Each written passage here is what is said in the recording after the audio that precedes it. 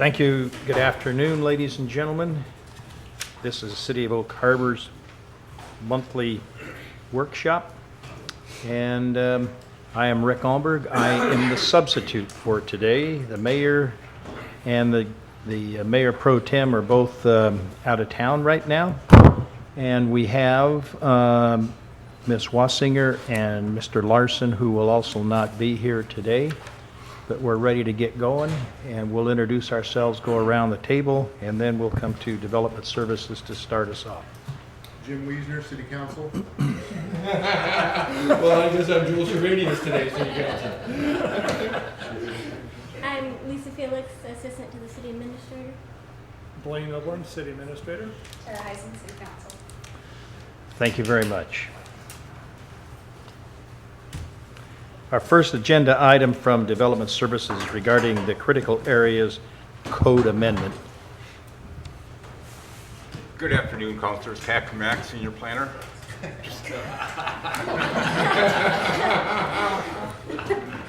what you started? I'd like to just present the next steps in our review of our Critical Areas Ordinance amendments. As we're all aware, this emanated from public testimony that was received at our public hearing for the Critical Areas Ordinance back in August of last year. We've been moving through that process to refine their comments and incorporate what we felt would be beneficial to the City of Oak Harbor to include in our code as additional flexibility methods to look at wetland buffer issues.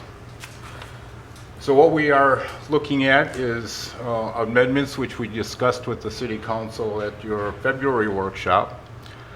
We incorporated those into a draft ordinance upon your direction, which is part of your packet this afternoon, ordinance number 1874.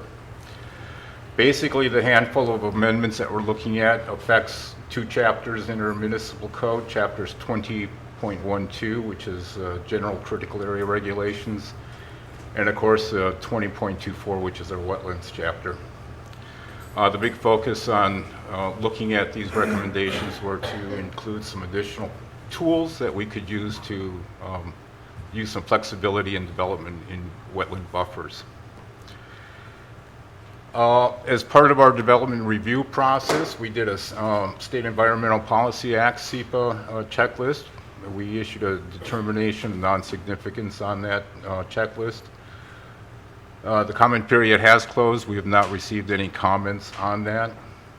And also as a requirement, we need to transmit the package of amendments to the State Department of Commerce. They require a 60-day review for any of these development regulations that we're proposing. We were just a hair under the 60 days, so we engaged in the process that they have for expediting review of development regulations. Commerce in turn then sends these development regulations to other state agencies for their review and comment. In March, we brought the package of amendments to the Planning Commission. And just within the last couple of days, we had comments, a request from the Department of Ecology to request additional time for the review on this package of amendments.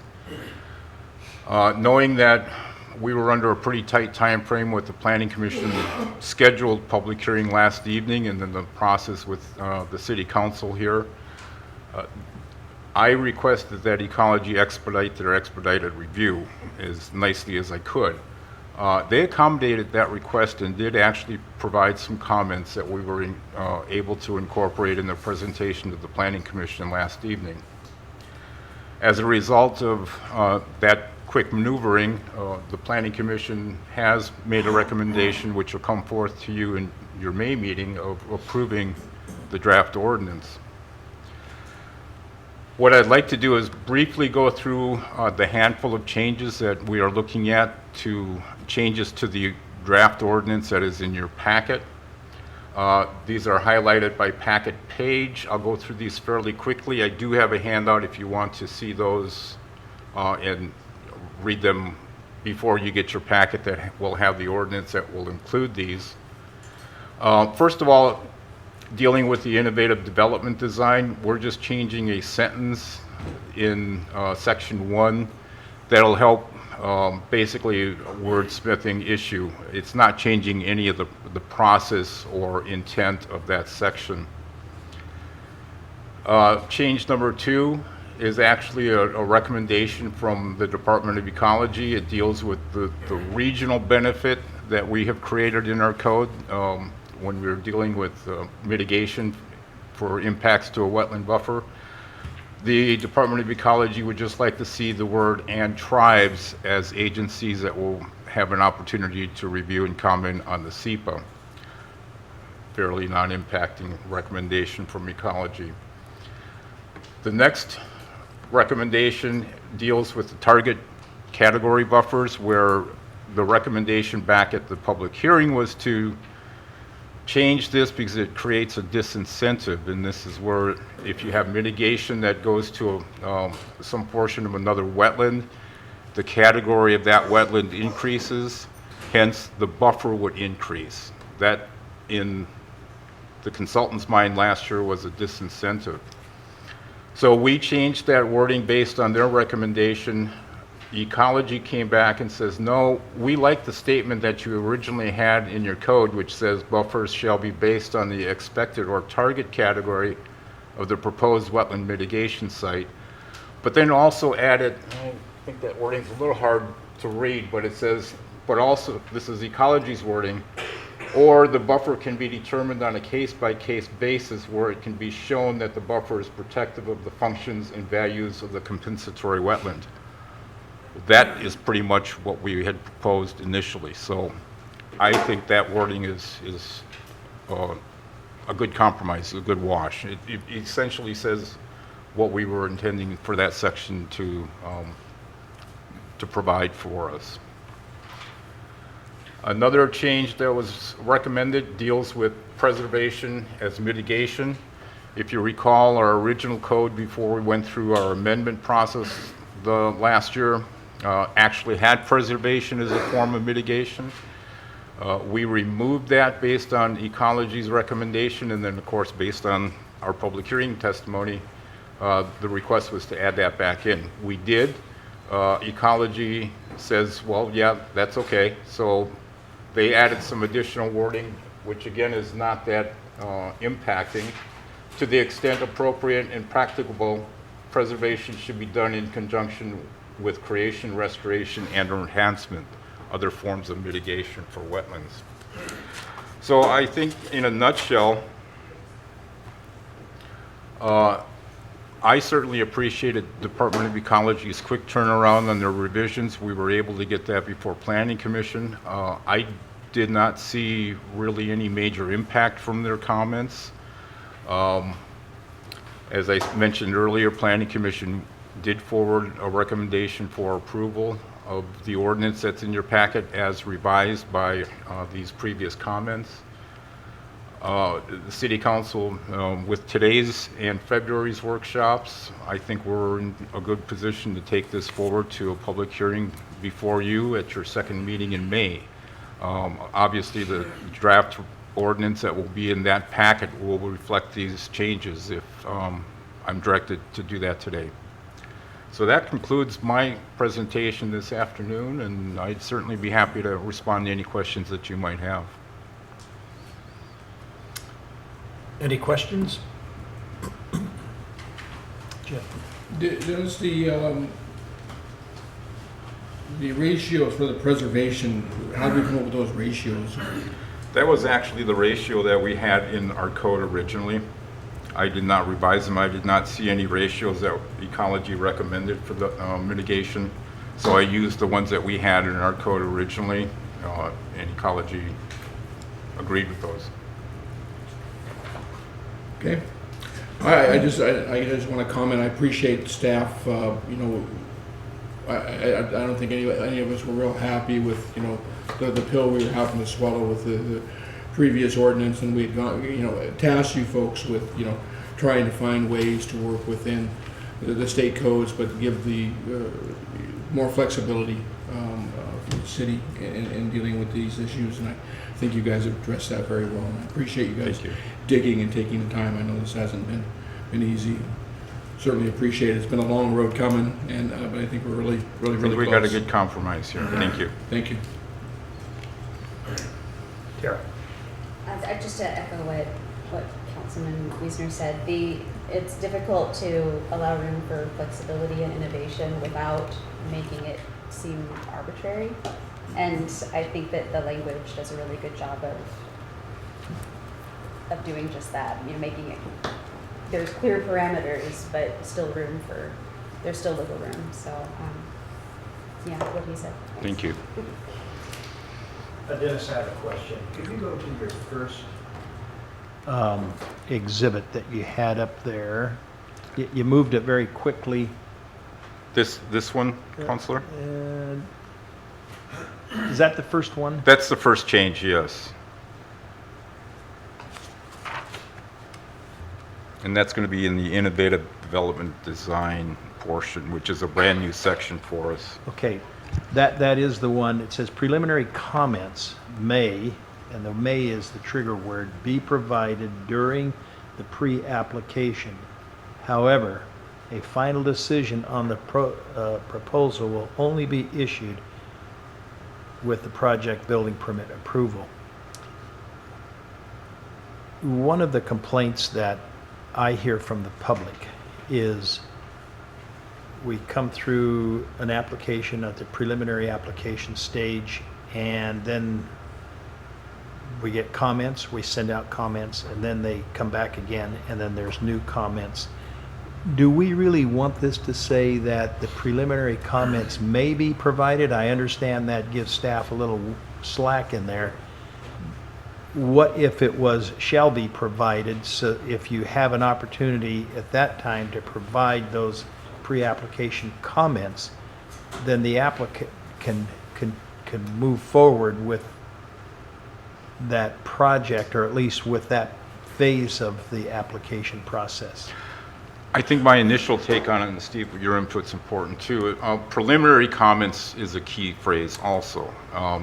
And to add shall, I don't think would change the intent of that statement.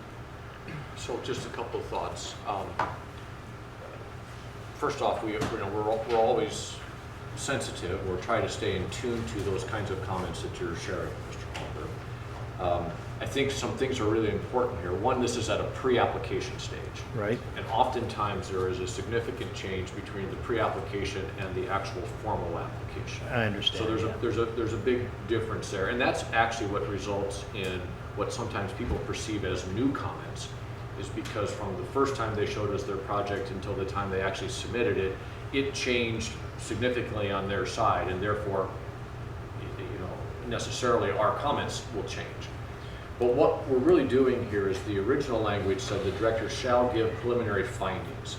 And findings, unfortunately, has a legal significance. And so that's where we're looking at the language that talks more about comments rather than findings. The other key piece, I think, here, since we're going to go back to the concept of the pre-application, we're talking about something which is innovative development design. And quite frankly, at the pre-app stage, we will almost likely be not dealing with anybody who has done that level of environmental review in which they are going to be proposing an innovative development design. So they won't be giving us the material that we would need in order to be more definitive in our response. We always strive to be as complete and as definitive as we can be, but it's going to be dependent upon the information we have. And now, if this was inside of the actual application process itself, once we have a formal application, I would agree with you wholeheartedly that we have an obligation to be as definitive as we can be. But at the pre-app, I'm really comfortable in telling you 99 times out of 100, we're not going to see the level of environmental work that's necessary to support an innovative development design concept. Okay, thank you. Good explanation. Is that it for you guys? That's it for me. Yeah, I have one more question for you. Was there a requirement that both you guys wear burgundy today? We didn't get the memo. You will probably not be surprised to realize you're not the first person to Is make that the comment planning today. department? Thank you, Council. Thank you. Next up on our agenda, Public Works. Kathy Rosen, Hank Neidham, Windjammer Park, new facility fees, and then the recycle cost increase by Public Works also. No, not yet. Yeah, thank you. We are nearing completion of the Windjammer Park Phase 1 improvements, and staff sat down and looked at what some other cities are doing and charging for facility rentals, and came up with our suggested rental fees for the new facilities in Windjammer Park. So this is East Kitchen, which we're calling Kitchen A. It's just a single kitchen. And then we've got the West Kitchens B and C, which is double. Someone can rent both, or they can just rent one. I'm going to interrupt you right there on that one. Based on the newspaper article, it was confusing. Are there appliances in there for food preparation in those kitchens? No. Either one? No. Sinks and countertops and that type Okay. and outlets, so you Okay. have power Yes, to but run it- hot plates and that kind of. Okay, There's, thank there's you. no stove or refrigerator in there. Okay, thank you. And then we have the pavilion. So staff met and we looked at what others were charging for similar types of facilities, and our recommendation is that for the 3 kitchens, we charge $50, and then $200 for the pavilion. The fees for the other city shelters would remain as they have been, which is $25 a day. So that includes the Fort Nugent shelters, Flintstone Park, Smith Park gazebo, and Catalina Park gazebo. The park's facilities are available on a first-come, first-served basis unless reserved by citizens or special events. And right now, we are not taking reservations for the Windjammer facilities. We won't do that until they are open and ready to be reserved. We're proposing to increase the fees for the new facilities only, and as I said, the fees at the others will remain at $25. The pavilion is intended for large events such as special community events, concerts, weddings, etc. We just didn't want to start renting that out for a small birthday party and have people wanting us to move lots of picnic tables up into that. So that's why it's got a higher rate, and we won't be renting it for small things that could be handled by a kitchen. Any questions? Question, Joe? Thank you. Can you back one slide, please? There's no language in here, so what, for example, the pavilion, what is a large event? You take their word for it? Well, normally it would be through a special event application, maybe the community band, something like that. And I So think would- special event applications kick in if you have over 50 people. So would we require a special event permit in conjunction with that, just making the assumption it will be at least X number of attendees or users? I would recommend we stay with the criteria we have of 50 people or more. So that's a special event. And we're kind of driving down the usage of that by doing the price. And I think the larger events are going to use it. The $200 is probably not going to be a big deal for them. Ribbon, so what is it costing me for a special event permit? 50, and that's not changing. So if I want to dominate the pavilion, I can do that for $250? Yes. Okay. And then, what is, and I understand it's not quite ready, but what will be the process then for renting, and how will someone know, you know, for you guys, bless your hearts, just put up a piece of paper, is that the system we're gonna have in place, or how will we know if it's reserved? We have a really good system in place. You go here, reserve here at the utilities office. They get the information, they get the funds, then they send that information out to Public Works. And Debbie Mueller sets up the schedule, prints out the little sheets, and we post them. That's all. Tara? Thank you. I'm concerned about the not taking any reservations until everything's up and running. I'm not sure if everything will be ready by end of June, facility-wise, but that would mean I couldn't reserve it for the 4th of July until June 29th. Like, I'm just worried there's gonna be a run on renting these facilities. What's the rationale behind not reserving things for the future or having the cutoff date? It's my understanding before we ended up having to cancel reservations. We didn't want to be in that position. Okay. So we're taking some sort of a conservative approach. Remember, we had a big issue on whether we do the 4th of July in the park and whether things are ready. And so, and it's kind of under construction now. I think certainly there's probably a good chance that everything will be fine, but there's going to be some tweaking too going on as we do this. So we're trying to prepare and get this fee done so as soon as it opens in June. Certainly we could gamble, but I think from staff's recommendation is to let's just do the conservative approach, wait till it opens and then start. And it's gonna, we know floodgate's gonna come, but that's fine. Yeah, I'm thinking of 17 July, because like Labor Day, that's months away. Yeah. But we still feel like that would be a gamble until everything is up and running and tested. Yeah, I mean, we did try to accommodate the 4th of July, but that was difficult. We Sure. talked about the car show, but even then it was challenging. So the sod is going in, or it's in It's now. in. And Sod sod is is in now. So certainly we'll talk to large groups and try to accommodate them, but from an individual group, which we just decided to, we didn't want the scenario where we have some unforeseen delays and difficulties. So we do have our grand opening, but we have some flexibility, and that's not, it's out in an open area. So, and certainly if we had some difficulties, we would just kind of adjust it. It's our own thing, so we kind of adjust it, but some people on their individual ones are really dependent upon it, and they've got a large amount of people coming there, and we would hate to have something scheduled for the 7th of July and then not be able to accommodate them. Oh, that makes sense. Thank you. Jim?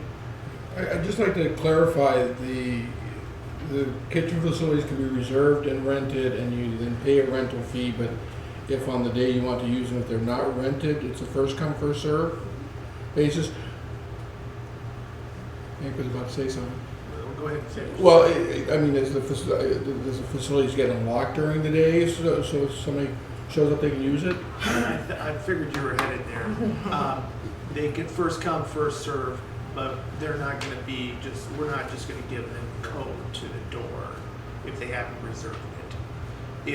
If you have an area that is off, you can access, and I use as an example in other parks where we just have covered shelters. If nobody's there, you're welcome to use it. Okay. But we did the same thing with the locked kitchens down at the beach. First come, first served, but those remain locked unless they were reserved. It's more applicable to shelters or covered areas where you can just walk in without having to access a door. And was there a thought behind the raising the kitchen facility to 50 down there when the rest of our facilities are kind of 25? I mean, is there a target we're trying to hit income-wise or something? I think it was looking at what other surrounding areas or neighboring cities charge for similar type facilities, and these are larger than the others, the ones that we have at Fort Nugent and the gazebo at Smith Park and those, and so that was the thought behind it. I guess my only concern is I don't want to discourage use. I want to promote the use of our new park, and for some families, I mean, $50, that's a pretty heavy burden. Was there any discussion at all about having a different price if you had a city utility bill versus not? Was there any discussion along those lines? Yeah, there was. Yes, There was. The difficulty is trying to enforce that, and if you do, then people are doing multiple, they just make sure the person who has a utility bill does it. I mean, that's a policy decision you can make. I think we don't do that currently, and we haven't done it much, and then some of the issues we have with is using county money. And then the policy. We got county money, grant funds. Yeah. I guess my only comment would be that if we were willing to revisit this after we saw, you know, I mean, obviously having the facility sitting there being unused is not what any of us wants, right? And I'm a market-driven person, right? If the market supports $50 rentals, then obviously that's the way we go. If we find that the market's not supporting the $50 rental, I'd certainly like the opportunity to sit down and revisit that, you know, and make sure that we're getting the most use out of the facilities down there as possible, and you know, as many people as possible have access to them. Right. Thank you. Joel? I do appreciate the market-driven comments. I was curious to see if it'll go the other way, because I've done different youth events. We've rented the ones at Fort Nugent, or been involved with groups that have rented that. Do you have any idea how often those rent? They seem fairly popular. The ones at Fort Nugent? How often we rent those out? I'd have to go back, and we're just starting into this year, so we're a little early, but I would say they're rented every weekend. Yeah. And maybe once or twice during the week. And So I always- they are rented all the time. And I always thought it was very good value, $25 Yeah. for the entire day. Now, there's no water sinks, I don't even think there's electrical, unless it's up high. There's electric outlets. Okay, so for $50, you're getting obviously brand new kitchenette or sink, you know, undercover storage. Yes. So I think it's a good value. We'll see how it goes. Obviously, don't want to preclude anyone from using it, but if they're booked solid, they might become 75 too. And seeing that they are enclosed, they are also available in the winter, which the other ones aren't. I mean, you can rent them, but you're not going to get the shelter from the weather. Any other questions? I have a couple of them here. Do we have a cleanup policy for people using it, and will we have a loitering policy? We have a cleanup, leave it the way you found it, and that's all spelled out in the agreement. In the that you agreement. sign. Loitering policy, we have a committee that's been working on policies, and we're actively kind of working on how that's all going to take place. You say a committee. Can you be more That's- specific? What do we call that? The public? Public safety group committee? meeting, a team meeting, this is kind of a staff meeting with one or two council members. So you're zeroing in on that Yeah, issue? it is an issue we've been talking Okay. about, so that's a good question, and we've already had that in other parks, where people are there all day long. We want to be accommodating, but then you kind of like turnover, so trying to get that balance. It's a tough issue, but it's something that staff is discussing. Okay, thank you. Any other questions while we're on this topic? Seeing none, then we move on to Public Works item B, recycle cost increase.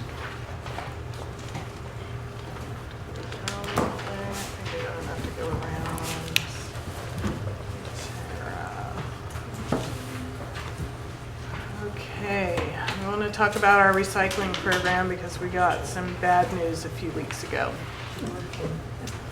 Say that again so I can hear that. We got some bad news about our recycling program. So currently, we pick up almost 6,000 recycle roll carts every week, which amounts to about 102 tons of recyclables a month. We have 3 trucks dedicated to that program, and the next year's budget includes replacing all 3 of those trucks at an estimated cost of $1 million. This year's budget includes purchasing 252 new the blue recycle roll carts, and that cost is estimated to be $12,500. We have 2 employees that work on that program, so one of the trucks is a backup truck in case one of the other trucks goes down. We collect commingled recyclables at the curb, and we've been transporting them for many years now to Island Disposal in Coopville for processing. Last October, prior to that, we had been notified that effective 10/1/2018, Island Disposal rates were going up from $45 a ton to $94.35 a ton, which was a 110% increase. And that was because there have been significant changes in the markets for recyclables. China is no longer taking recyclables from the United States. So this is an issue that is nationwide. It is not just affecting the city of Oak Harbor or Washington State. We got a letter dated April 5th this year, and Island Disposal was notifying us that effective June 1st, the cost for them to take our recyclables is going up to $135 a ton. We pay Island County at the transfer station $109 per ton for solid waste. So the cost to process and, you know, just get rid of our recyclables, transport them, and have them processed is now more expensive, or will be more expensive than treating it as solid waste. Currently, our rate structure is set up so that we don't charge customers a separate recycling fee. It's embedded in our monthly solid waste rates, and those were established to promote recycling. So we have the variable can sizes so that people could save money on their solid waste bill if they recycled more. So this change is because recycling is going to cost more than solid waste. It will impact our rates. It will have some impact on that. We don't know what that is yet. We looked around at what our neighboring cities are doing. Anacortes and Mount Vernon, those cities collect solid waste, but they contract out the collection of recyclables to Waste Management. And for weekly pickup in Anacortes, Waste Management charges $11.26 a can per month, and Mount Vernon gets charged $9.61 per can per month. Burlington contracts with Waste Management for both solid waste and recyclable pickup, and they only pick up recyclables every other week, and they pay $7.80 per can per month. There are some agencies, you may have seen it on the news, Tacoma is looking at 4 different options, and one of those includes just completely stopping their recycle program, at least the curbside pickup. So as I mentioned, this is a big issue across the region and across the country. Could you go back to that? I have a quick question before you. The very first item, Anacortes contract, $11.26 per can per month. Is that per can pickup? You pick up once a week, you have 4 cans? Or- This is recyclable only. Yeah. Yes, but it Recycle is, only. yeah, I think they pick up 1 can of recyclables a month, a week. A week? Yes. And that is for basically essentially 4 pickups of the recycle for $11.26? Yes. Okay. Yes. Now, you have to, when you want to compare rates with Anacortes or Mount Vernon and what we do, you have to remember we're further from the I-5 corridor, we're further from the rail system, so I don't know what our rates would be if we asked. Well, it's less than Yeah. $3 a can for every And pickup also, on that rate. If you don't mind me interjecting too, I was just talking to the folks from the county that are here, and they were just notified that their rates for Camino Island are going up from 125 to 157, 120 a ton. So, And that's a you could drop off. probably That's a expect- drop off facility at Camino transfer Camino. station. So I would expect that all these numbers here are going to go up. That's So- drop off, not pick up. that's drop off on Camino. So in your strategy here, do you think that we might pick up recycle just twice, 2 times in a month? Well, we looked at that, but you still have all of your equipment costs. Yeah. And you still have to have the staff, because every other week they're picking up recyclables, so you got to figure out what to do to keep them busy that off week. So I don't know that it's going to save that much to do that, because you still have you still need to have the trucks, and you may end up having to give people more roll carts. If they're avid recyclers, they may need 2 roll carts. So we need to look at how much would be generated and how we would handle that if we went every other week. And you still have to pay the $135 a ton to get it Yeah, yeah. transported and processed. So I don't think you're going to save that much. So here's what we would like to suggest is We currently have a contract with HDR to do a rate analysis, and they have pretty much completed their rate analysis for the utilities, and Patricia's been working on getting all that finalized to be presented to council. That analysis for solid waste is based on our budget, which was based on the $94.35 per ton for recycling. What I would like to do is amend that contract with HDR to have them do a cost of service analysis, tell us what our recycling program at the $135 a ton will cost us. Break that out from the residential solid waste collection, break that out from the commercial solid waste collection, so we know what that specific program costs us. And then have them analyze, come up with a rate based on two different alternatives. One is we continue with the program as is at the $135 a ton. What does that do to our rates? And then the other is to look at suspending the residential recycle program and just treat everything as solid waste until there's a change in the recycling markets.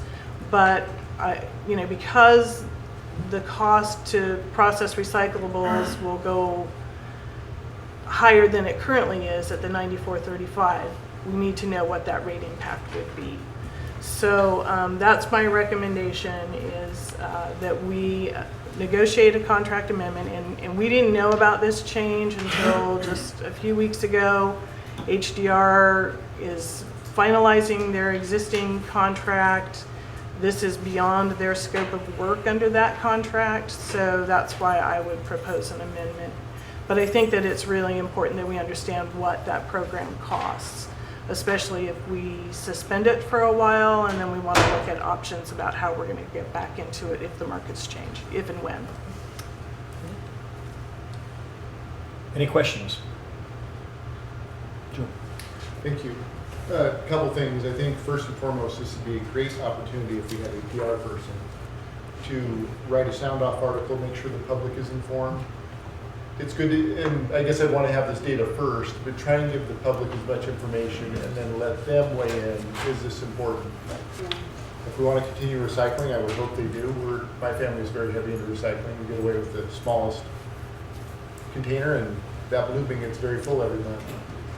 But some people may not see the value in that, or may not choose to do that. But I think we should get the public informed, whether it's through paper, see Jesse here, sound off article, social media. And the one option I don't see up there, but I would be curious to see, is contracting out an option for us, both solid waste maybe and recycling. Was that something that they could look at, or would we look at that in-house? Well, I think before we get there, I think we need to know what our cost of service is first, so that we can actually compare what our costs are versus bids. And then I would leave it to Blaine and legal and HR, because many of those employees are union, and I don't know what that means in terms of the union. So I think it would be helpful to have that cost of service. And one thing that Tacoma did, they actually put out a survey to their customers asking them, how they felt about it. What is that point? Would they be willing to pay a certain amount of more money to continue the recycling program versus eliminating it? They gave their citizens 4 choices. So we might want to look at something like that as well once we get the data. Tara, going to this side of the table. Thank you.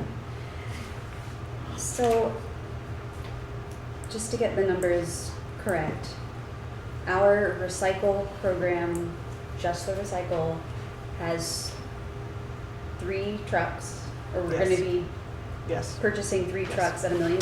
Well, we're going to replace 3 trucks. So we have 3 trucks, and it's time to replace those. And then purchasing new cans for $12,500, and we have 2 full-time employees. Mm-hmm. So if we were to suspend recycling, that would mean we don't have to spend $1 million on trucks or purchase $12,000 worth of cans. Yes. What does that mean for the 2 employees? Well, so we're not sure yet. Sure. We need to sit down and talk about that because we will be picking up more garbage. True. So we may have to take at least one of those trucks and put them into the solid waste Sure. program with a driver. And so we really need to sit down and kind of think through that so that we could give HDR our staffing numbers, our equipment numbers for each of the alternatives. This has quite a bit of a trickling effect. Right. because Yeah. If you were to cut recycling, you can bet that everybody in their household is gonna want upsize of cans. I don't have enough cans We in would have stock purchase. Yes. to adopt that, so Mhm. because everybody's gonna go bigger, so I would have to go order more 35s and 65s and 95 gallon carts to compensate for all those people that have probably 20 gallons like yourself, that will no longer suffice them, so Yeah. it's quite a trickling down effect. Yeah, being a child who grew up in the upper left Yeah. USA, I've been conditioned, I can't, if I have a soda can and I'd like a shame spiral if I can't find a recycle bin. So that would be an interesting shift. And yeah, I've got like this much garbage and this much recycling. So there wouldn't necessarily be any cost savings in terms of purchasing. Initially my reaction is, as much as we try to be ecologically responsible, if the numbers don't pencil out, especially with rates going up because of the cost of all of the other recent improvements, it's just the idea of increasing rates again, especially right now, is not palatable. So I would be really interested in seeing what HDR comes up with. I would definitely support that amendment so that we can see some options, and really support asking the public what they think. This might be important enough. Maybe we could set up a recycle drop-off station or something, some kind of compromise. So thank you for letting us know, and please keep us and the public and everybody posted. So, like, as a community, I think we need to make this decision as a community, not just as 7 people. Thank you. Jim? Well, I think, quite frankly, we're going to find that if when we go out to the public, I think we're going to find very strongly two sides to this. I think this is going to be almost a 50-50. There's going to be groups of people who are not going to want their rates to go up to recycle, and there are people who are going to be willing to actually pay additional to recycle because they feel that strongly about it. Maybe a third option for this HDR, and I don't know how, quite frankly, how we give them the direction, but that third option of a voluntary recycling program. Now I realize it's a tough one to put a number on, because then how many trucks do you have, how many people do you have, etc. But let's say that if we used a number for their direction, that if half the city was willing to participate in a recycling program, what would that do to rates? What kind of rate would those people have to pay as an optional service to maintain their recycling? And would that allow us then to maintain our current solid waste rates for those folks who elect not to recycle? We can ask HDR their thoughts and their experience in that. One thing that I forgot to mention is Steve did ask Island Disposal, what if we cut out some of the materials that there's no market for, some of the plastics and those, could we get a reduced rate from the $135 a ton? And they said no. $135 a ton is it. So. Some of the factor is the spoilage rate with the one stop with going in there. Just there's too many items in there people are putting in there, there's trash and they're spoiling so that's one of the flaws with the one stop. Contamination. Right now. Yeah, Well, contamination, yeah. let's face it, those folks who are going to be willing to pay additional, to recycle are probably going to be more on top of that. Yeah. We're probably going to deliver a cleaner product. Those people are going to probably be more diligent, and versus the folks who could go either way. So that could end up resulting in a cost decrease later on if we were to basically clean up our act early. managed in the county facility will still be open, so people can take aluminum cans there, and they can take cardboard there, and if they wanted to decrease their, what they put into the trash, they can voluntarily. Well, do and that. to burst that bubble, and I wasn't able to make it to the last meeting, but that was a conversation at our last SWAC meeting, was can Island County still possibly maintain this free recycling program? And I don't know, Joanne, 1,000 people go. if we want to have Joanne from Island County talk to that, about that portion, how that went over, or do you have enough information yet? It's an ongoing discussion. It was not, there was no decisions made. So it'll be continued at our June meeting. So it's a global problem, and I don't think the county necessarily would be the, you know, their rates are they're gonna have to raise rates or start charging too, so it's becoming a big problem.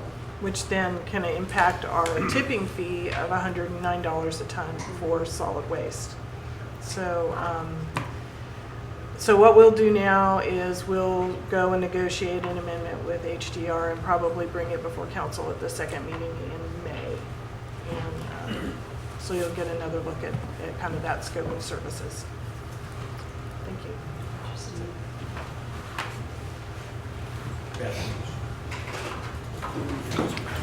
Okay, thank you. The next item that we have here is from the police department, and also if you note on your agenda, for those of you who have agenda, under the police department, the city park ordinance has been deleted from this agenda to be reviewed and discussed at a later date.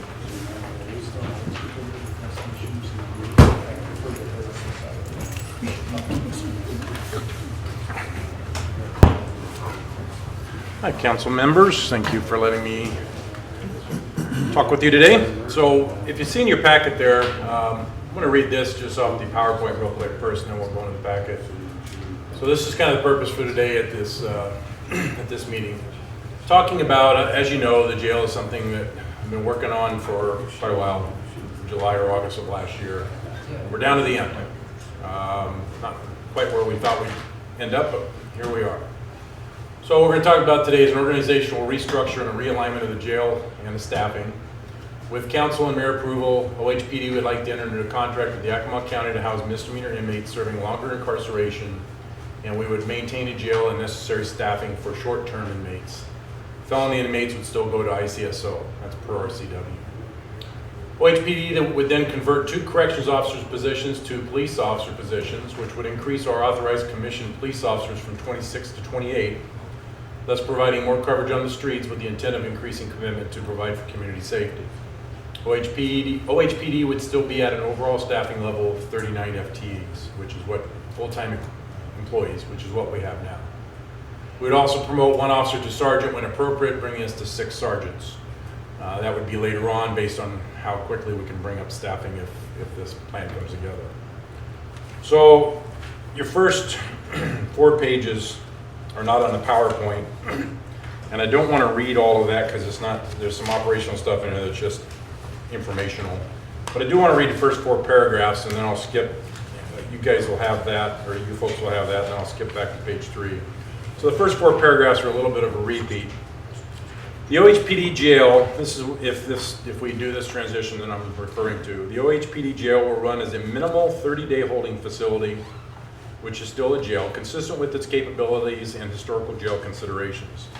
The intent will be for our facility to be used for temporary housing of adult persons charged with criminal misdemeanor offenses prior to trial or sentencing, and for the temporary housing of such persons during or after trial and sentencing, only as necessary. Our intent is to hold as few people as possible in our facility for as short a time as possible, and well under a 30-day period of time, consistent with governing documents and procedures. While our ultimate objective is to not have inmates in our facility, this will occur out of necessity, and our facility staff and processes will need to be compliant with state, federal, and other governing requirements for a jail.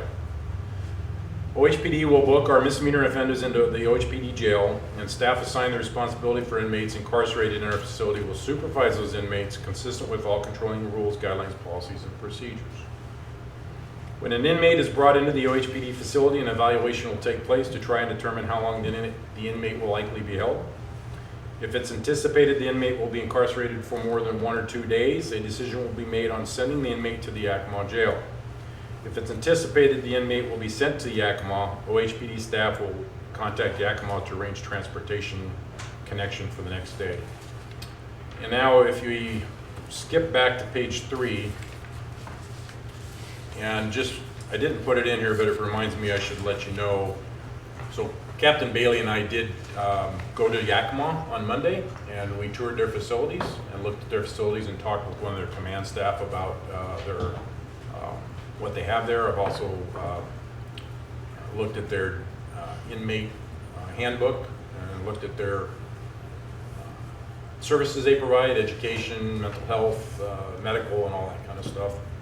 And then also, a nice thing with Yakima is they have a transportation vans that go throughout the state. Whatcom, Bellingham, Marysville, San Juan, there's a lot of agencies that send inmates to them. And so basically we would be transporting them to Skagit, meeting with them, and then they would transport the rest of the way. So if you go to page 3, I just want to talk about some transitional requirements. So obviously a presentation to council and approval for plan. And of course, we're having a conversation today. I'm not expecting action items. I would be hoping to try to bring something to you folks on May 7th to get action. If there's a commitment or a desire to move forward with this. Council will need to approve the cost increase as part of the approval plan, and we'll go through that in a little bit. Any cost increase will apparently need to come from one of 2 funds, and of course Patricia will be heavily involved in that. And I'll also note, as I talk to you about some dollars and cents and figures as we move forward, those are based on, as I've been working on this forever, what I've done and looked at, actual costs for my current staff, costs for what it looks like for new staff, and of course those will have to be finalized with Patricia if we're moving forward to make sure my numbers are accurate.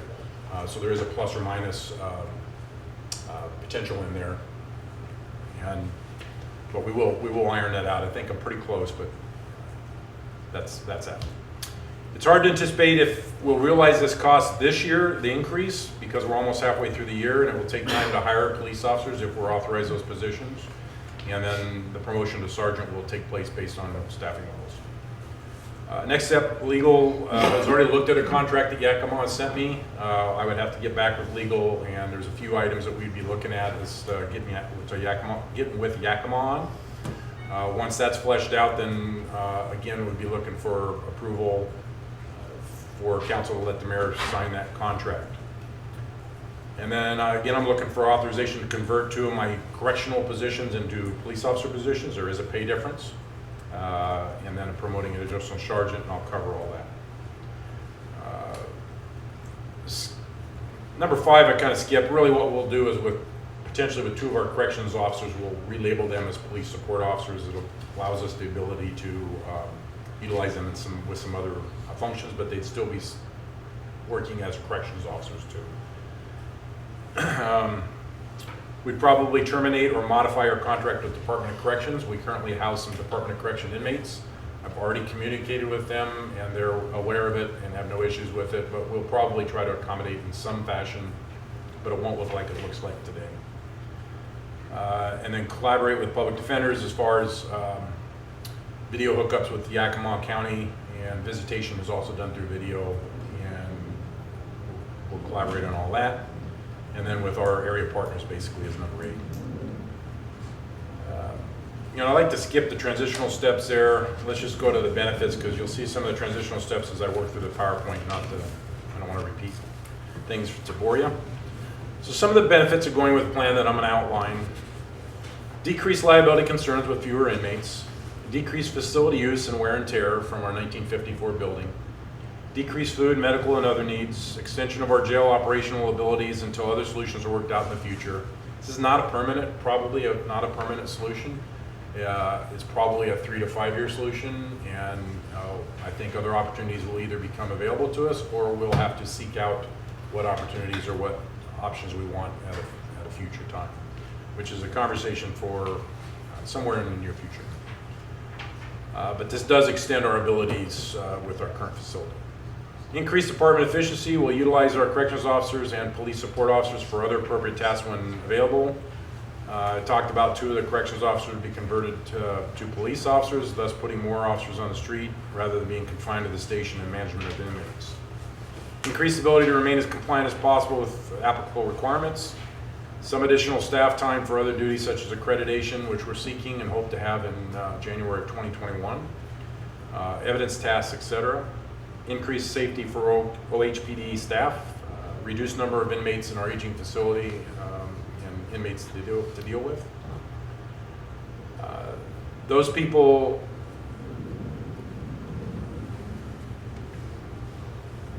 the people who are causing public safety issues who should be incarcerated we can still incarcerate them. So we will make that determination. In other words, when I first talked to council about this, I think on individual conversations, there was some pretty clear direction that we want to maintain the ability that if we have people that need to be taken out of the community and incarcerated for some reason because they're creating a public safety issue, we don't want to lose that ability by doing a modification to our jail system. With this, we retain that ability to do that. Another solution we could have chosen would have restricted us to have some restrictions based on another organization, which didn't work out for us because it would have hampered our ability to deal with public safety issues to a certain extent on some cases. This does not. This allows us to make those decisions on for the good of our community. OHPD will continue to look at viable options which may take place of incarceration when appropriate and when available. OHPD is committed to fulfilling our responsibility for community safety, and we believe maintaining the ability to arrest and confine subjects with misdemeanor warrants and for non-mandatory arrests is essential to this commitment when appropriate. So now I can walk you through the PowerPoint here. I've read the first page. If you flip, I guess I will flip to the next slide.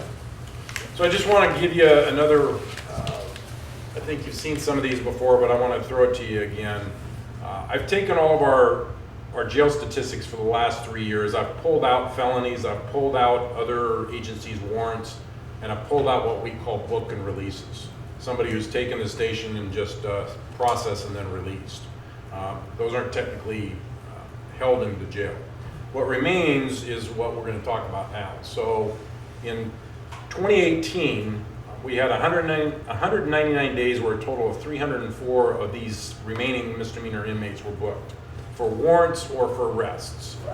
Arrest based on probable cause, not a warrant issued by a judge. The most booked on one day was 4. The bottom chart just shows the distribution over a year, starting with January to December of 2018. And of course, the top one there just shows you that we had one per day for 124 different days. And then the top end is we had 4 of them in one day for a total of 6 days. Just to give you some information on our bookings. You go to the next chart. This is a 3-year history of those remaining arrest figures for Oak Harbor. So in 2016, we had 2,136 jail days served. So that top number is days in jail. Okay, not the numbers of people, but the numbers of days in jail. In 2017, it was 1870, and in 2018, it was 1,807. You see the next highest line there, blue line, 1815, 1548, and 1406. Those are people that served over 7 days. So while the numbers, the graph down below changes a little, and it's not, where this graph originated was when I was looking at outside agencies doing a book and hold, trying to give them some numbers as to how many people they might have and how many might go right to Yakima. The big blue line you see there are the estimated days we would be paying Yakima to hold inmates for us. So in 2018, we estimated we would have been paying Yakima for 1,406 jail bed days, okay? And they have a contract rate, so we pay per bed. So for 1,406, we pay a certain amount per day, or per each one. Again, not super vital for you, but I just wanted to give you a barometer of what kind of numbers we were for misdemeanors. Again, this does not include felonies who go to the county. The next chart is just another way of looking at what you've seen, really.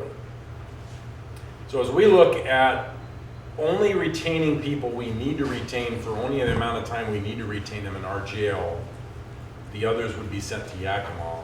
There's some play in there.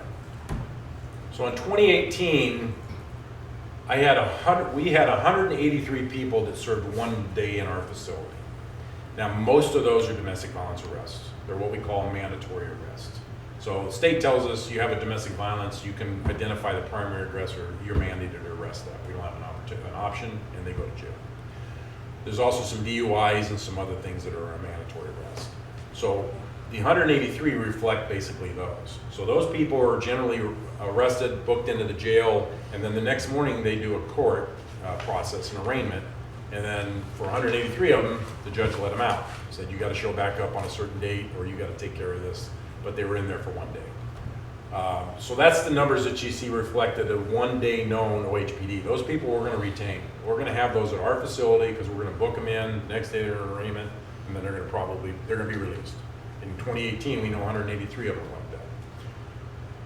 So that's the bottom green line there. If you work up to the gray line where you see the double arrows, those are the number of inmates, which is 49, and the number of days served, which is 114. So those 49 inmates served a total of 114 days, and they were 2 to 4 days sentences or times in our jail. So those people, do we send to Yakima or do we keep them? We will evaluate that as we go. A lot of those will probably end up staying in our facility. Above that, 5 to 7 days or over 7 days, likely end up going to Yakima. Okay? Sometimes it's because you don't know if they're going to really serve 5 or 7, or whatever variety of factors. But those are just some numbers up there, and then if you go to each year, you can kind of see how that's transgressed. You can see the number of days served has gone down, but number of the amount of time served, whether they're longer sentence or shorter, kind of varies. Some of that's the crime, some of it's the judges. There's a lot of different factors in that, which we don't have control over. So this is really down to what we're talking about. So I want to take my 7 corrections officers, I want to eliminate 2 corrections officers' positions and convert those to police officers. I'm going to take my animal control officer who's currently working a corrections officer's position, and I'm going to make him a hybrid position where he can do both, wherever that need be. He'll mostly be working animal control, but if I have somebody who's got to go to training or somebody's taking a week vacation, I can use him to fill that position. That thus allowing me to eliminate one of my corrections officer positions. So I want to convert 2 of my corrections officers, my 7, to police officers. Okay, I'm going to use that animal control officer in a hybrid position, and then I want to contract with Yakima. The Yakima contract is, I want to have the budget to reserve 2,250 days. Okay, so let's look back. So if I would send everybody to Yakima that I had in 2018 and 2017, 2016, why am I reserving so many beds? Okay, I could reserve, so why do I want the budget for so much space? I don't want to get caught short, okay? So I could trim that down, but as I look at the data and look at this year and everything, you know, I feel safe saying 2,250 days. I'm hoping, based on numbers, I won't need that much money, but that's what I feel safe saying. So how I came up with these numbers are my 2018-2019 jail budget, which is currently in existence, is $817,975. If I contract with the Yakima, trim some positions, trim some money, because I won't need as much food, I won't need as much clothing, I won't need as much medical. If I trim all that, I can get my jail budget down to $692,184. So I can reduce it $125,791, right? My animal control budget, because of where I'm at with my staff that I've got there, I'm paying a little bit more for salary than what I was before, so I'm actually over $14,323. So that's where you get to the $111,468, right? My reduction plus, but I've got to increase my animal control based on my current staffing. So I'm still under budget if I do that by $111,468. Not even going into the police realm of things, right? I'm leaving the police alone. This is just the jail and animal control budget. The cost for me to add 2 police officer positions is about $210,000 based on contract. Promotion to a new sergeant is about $20,000 for that sergeant over a year, which includes some overtime because it's higher overtime costs and stuff like that. So what I would be wanting is $230,000 for those 2 positions and that 1 promotion. Okay. What I've saved from my jail is $111,468 by making those reductions. So the difference is $118,532. Okay. So the pure ask for my budget over my 2019 budget is $118,532. Now you see I put up there, we negotiated the contract with the school district where they're paying half of a salary. So that half of this salary is $68,000. Okay, so I've been real careful about not pulling that SRO from SRO duties because the school wants commitment and I want to give them commitment. In the past we pull it to fill in for staffing shortages and stuff. I've not been doing that and I don't want to do that. It's easier for me to do that with these 2 additional police officers. So if we can maintain that $68,000 and I reduce that from that $118,000 because I'm getting that from the school end, then my true additional cost is, from my perspective, is $50,532. I'm not a finance guy, so I have no doubt Tricia's to say don't include that. $68,000 doesn't come to my budget. That goes to the general city budget. So that does not come back to my budget. It goes to the city.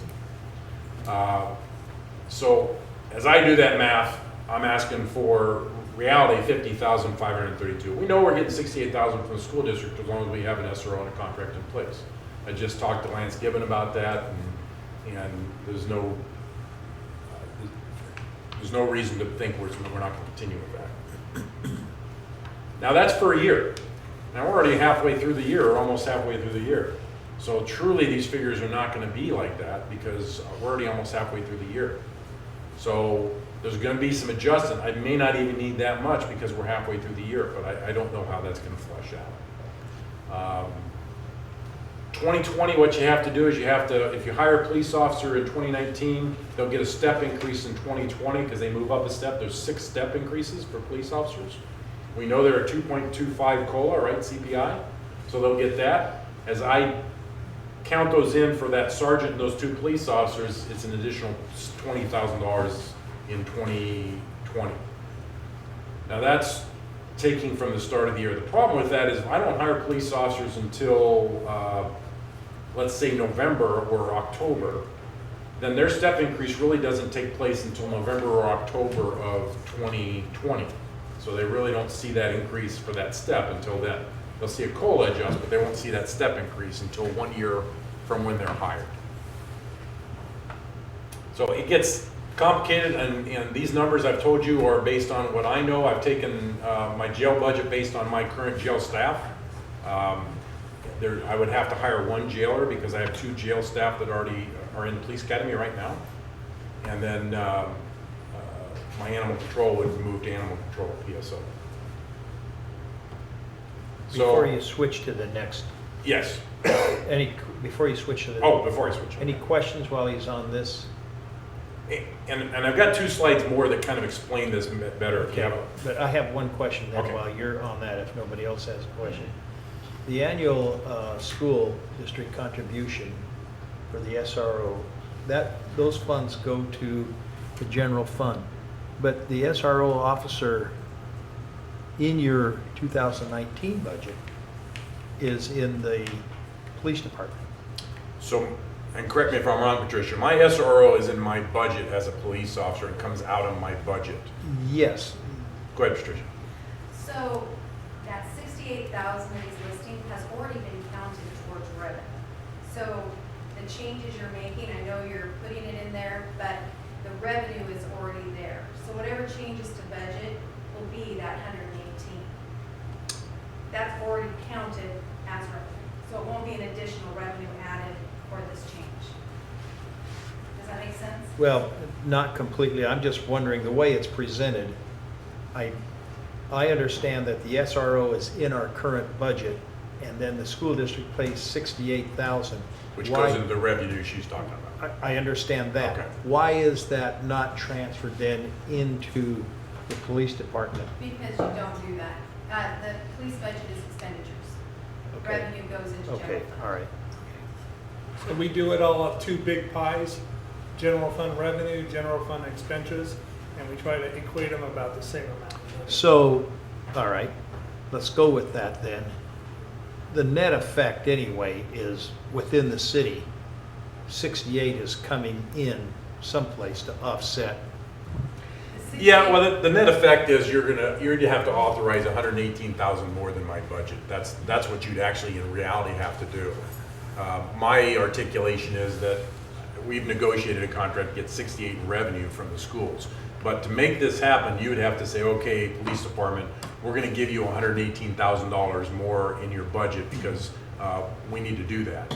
And then, again, my articulation is, we negotiated that to help offset, and we've committed to that. And, and it's not the only one. We do grants that come out of my budget where we pay for overtime for Stone Garden, we pay for a bulletproof vest, and we get grant money back for those. Last year, we got $42,000 in grant money back for all these things. That goes to that doesn't come to my budget either. Goes into the general fund It goes again. into general fund. But when we did the revenue projections, those funds were taken into consideration. So when we were talking revenue projections and how much revenue we had for the general fund, those kind of things were in there. The expenditures were based off of their department budgets, but the revenues to support those are already sitting in Okay. the budget. Now, on the innovation side, we're getting 2 officers for the price of 1 by him shuffling around and getting that savings in the jail. So it's kind of an innovative thing. We're still going to have some extra costs, but it's not near as much of just 2 officers by itself. I mean, I think on a priority basis, that's the policy decision the council needs to make, but I think there's been a safety concern in the community, so, and the chief will have more officers, and he'll be able to focus on more things. So, and just to be clear, the 118,000 is what I'm asking for additional for this year. It'd be 20,000 theoretically next year if the figures bounce out. The 68,000 in revenue is already counted in. It's going somewhere, but the way I'm able to commit to still maintaining that, it helps me if I have an officer to replace that position in some fashion. As you look at the next ones, and I'll skip, go ahead. One quick one. If we're halfway through the year on 2019, why is there only a delta of 20,000 between 19 and 20? Because that figure is not based on halfway through 2019, that's a full year of 2019. I provided a full year because it's hard for me to do the half year. I could have cut it in half, That's fine. but I just wanted to give you a 1 year look. If we were to have done that starting in January, that's what my figures come up to, is what we would have to have done. Theoretically, you're cut in half maybe, but we got to remember too, and when I get to these next slides, I'll skip this one. Remember, I saved 118,000 in 2019 or in 2019 based on some trimmings from wage reduction. I'll get over that real quick. So I'm going to get to this one, and I'm going to actually skip to this. So here, you see on the blue on the top is my jail budget. And Tricia, I take no offense if you step in here with anything that you see as wrong here. Okay. All right. A little tiny, but. So and this is right out of my. Copy right there. Do you have another one? You can give her that one. So this is right out of my budget sheet, coming right out of what we print up monthly to review, that I print out to review my budget. So the top one you see there is my jail budget. So my total jail budget for 2019 in the left-hand column is $817.95, which is what I reflected in that sheet you saw before down there, which is my 2019-2018 jail budget, $817,095. To reach $692,000, what I've done is I've taken and eliminated those 2 corrections positions. I've also trimmed money where I think I can trim it based on this new model. So I went from 7,000 in small and attractive to 6. Professional services, 7,000 to 6. Inmate medical, 26,000 to 15. Office and operating, which is a lot of our food, 25,000 to 14,000. How do I know? Well, I can only make a guess at this point in time based on what I think we're going to have. You'll see the big one there is professional services went from 0 to 141,750. Now that may not actually be punched into that line item. I don't know where it's punched. I had to put it in somewhere. That's the contract amount based on the days that I would be wanting to reserve with or utilize as a potential for Yakima. That's that amount of money for 2250 days or whatever. So 141,750 is theoretically what we could be paying Yakima. It may be less. They don't require a reservation system with us, okay? So there's your numbers for that. The bottom one you see there is my ACO, animal control budget. On the left is my current animal control budget, and you'll see that it's actually increased on the benefits and salary. It's decreased on the operating lease. The operating lease there is what I set aside when we did the WAIF thing to utilize a local veterinarian for potential overnight storage or overnight holding of pets before we can get them into WAIF. We have not been utilizing that. Of course, we've had a facility, but I don't think we're going to actually need that. We'll probably have a kennel somewhere. Additionally, with the increased staff level, I can more likely take all my animals directly to WAIF without a problem. So I might even be able to reduce that more. The benefit and staff costs, that's just that's based on real-time data with a real staff number. So you see the follow red arrows up there to show you that. So that pulls right from my jail budget, so you can see exactly where I got those figures up there. The police officer positions, I based on that top chart that I worked up in Excel based on contract language and CPIs, and Patricia told me you use a certain percentage of benefit level for a hypothetical hire, and so I did that.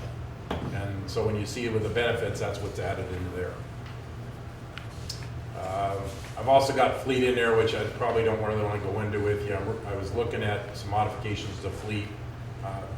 In reality, I'm going to keep the fleet at the same cost, but I've added a captain's car.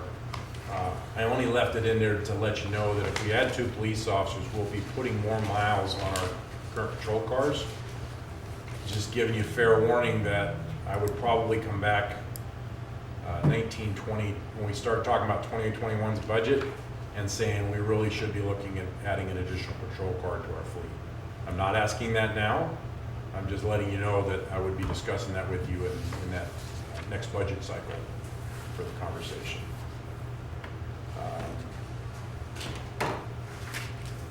That's it. I know I missed something, but I'm open for questions. Well, I don't think you missed anything. I'm still trying to keep up with you on this. Thank you. I can go through it again. Let's start again. Yeah, Tara. A number that I did not see in here is going forward, any estimate for cost to actually update the facility? I mean, I get the restructuring and that's fantastic, but that doesn't change the fact that the jail is being held together with duct tape. So we would have to do some improvements to the building, I'm assuming, in order to So, not quite duct tape. maintain the jail. But I understand That might be that. a slight Yeah. exaggeration. No, we've looked at that, and all of our planning was that if, we've tried several other options. None of them are working out for us at this point in time for a variety of different reasons. The thing about this is we will have days where we'll have nobody in our facility, maybe even several days in a row. And then somebody comes in and we have them for a day, and we may have them for longer. They may go away. They may go to Yakima. We'll increase some maintenance costs and fuel costs on our transport van, but that's kind of worked into where I've got some of the stuff in my jail budget. With the facilities, what we're doing right now is just looking at what we need to do to just make sure we're on par. We're not off par, but there's not a lot we can do to make this old facility anything other than old, other than just making sure, some paint here, the plumbing there. The nice thing about it is with our reduced numbers, it won't be as big of an issue. So if we have a cell where we have constantly 4 people utilizing the facilities and the sink, and that's going to increase, which causes us plumbing issues. If we have 1 in there using it, it's just not going to have that compound effect. So it won't be a major amount of money that really won't impact the budget to keep it running in the manner it is, especially with reduced numbers. Okay, so you're not anticipating a major remodel or anything, just typical maintenance and upkeep? And Correct. The only issue that is a wild card that we've talked about before is the plumbing, because there's some concern that plumbing underneath in some area may be bad and may need repair. And if it does, it means digging in the concrete. But we would probably take at least one of our cells and close it down because we won't need it because of space. We'll actually probably utilize that for some storage capacity that we need from property, not evidence, but property. So it's just going to decrease all of those, and we'll look what we need to upgrade within the capacity of what that facility is. It'll just be a different picture based on our numbers. that helps, thank you. Any other questions? Joe? So you mentioned 2 funds. First of all, I appreciate the creative thinking and trying to create efficiencies. I always appreciate that. What 2 funds? General fund and? General fund. Just general fund and general fund. Yeah, there's 2 different, when you look at general fund, you look at the revenues and then you look at the expenditures. Okay. So the revenues have been estimated, including the 68,000 and the grants. We had a number that we put into the grants. I don't know if it's 42, 40, what it was, but we put in a number for that. The expenditures are what will have to be adjusted. Okay. That's all for now. And to be clear, the 118,000 is not strictly based on the transition for police officers. If we don't add police officers, we'll trim that number. But we're decreasing some jail budget items to account for less people here. I'm also increasing by 140,000 to reserve space or to account for possible days I need to pay Yakima for space. That number may be less, but it's the whole combination. I guess the thing I want to make sure I impart to you is, as at one time this agency had 30 officers. There were budget cuts. We had 2008 happen, and we're at 26 authorized now. I really think we need to have 3 additional officers to be at where I would love to see us in 5 years. I think 2 right now gets us real good, and we can do that for that amount, the 118,532 over our budget, plus an increase in 2020, and we're doing that by taking 2 of those positions within the jail, revising what we're doing, putting those people out on the street for at as much cost benefit and savings as we can, but still getting additional officers out there. Just a couple follow-ons. The daily rate then for Yakima, is that the 140, or it was 141, where did that go? How do you calculate the daily rate? 141,000 is a rate that would be based on us having 2250? 2,250 days that we utilize in Yakima. We did not utilize that in 2018, 2017, or 2016. If we just sent everybody that we arrested to Yakima in 2016, we were close. But we can't send everybody. We know our one-day people are going to be here, and probably 2 to 3 day people. So if we don't, we're saving that amount of money because we only pay what we take there. They have their average daily bed rate, which is $63 right now. Okay, so 63 times 2,250 comes out to 141 if I did my math correctly. Next year they could raise their rates. The year after they could raise their rates, but history shows us they don't do that, and when they do, it's not a very large rate increase. I guess we just end with my inclination is to find a way to support this, because obviously as an organization we have to shift funds based on what we see priorities, and those priorities change over time. But one of the things I hear right now is a public safety concern loud and clear. And so in order to address that, it may take more boots on the ground or cops on bikes or whatever we got to do to fulfill that need. So I just thank you for the numbers and the hard work on it. Question for you. Did the courts allow us to charge room and board for inmates? Yes and no. There's a system mostly no. There's a system set up where you can charge a booking fee. And there's some jail, we try to charge booking fees. Sometimes we recoup a little, and I can't tell you what our amount is right off the top of my head. It's very, very low. There's some, I think Skagit County doesn't even make an attempt at it because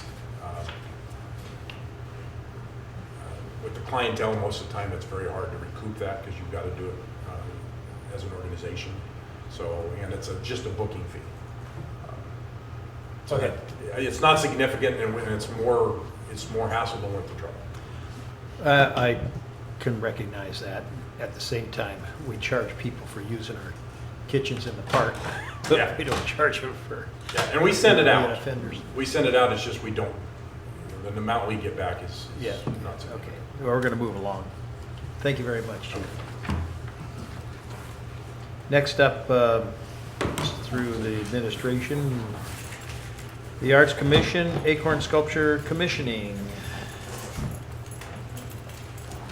So Brad Liz is going to join me at the table, and if some of the Arts Commission members want to come now, they're going to help me with the sculpture, but if they want to help me with the Acorn, you're welcome to join me. So. Kathy, you good?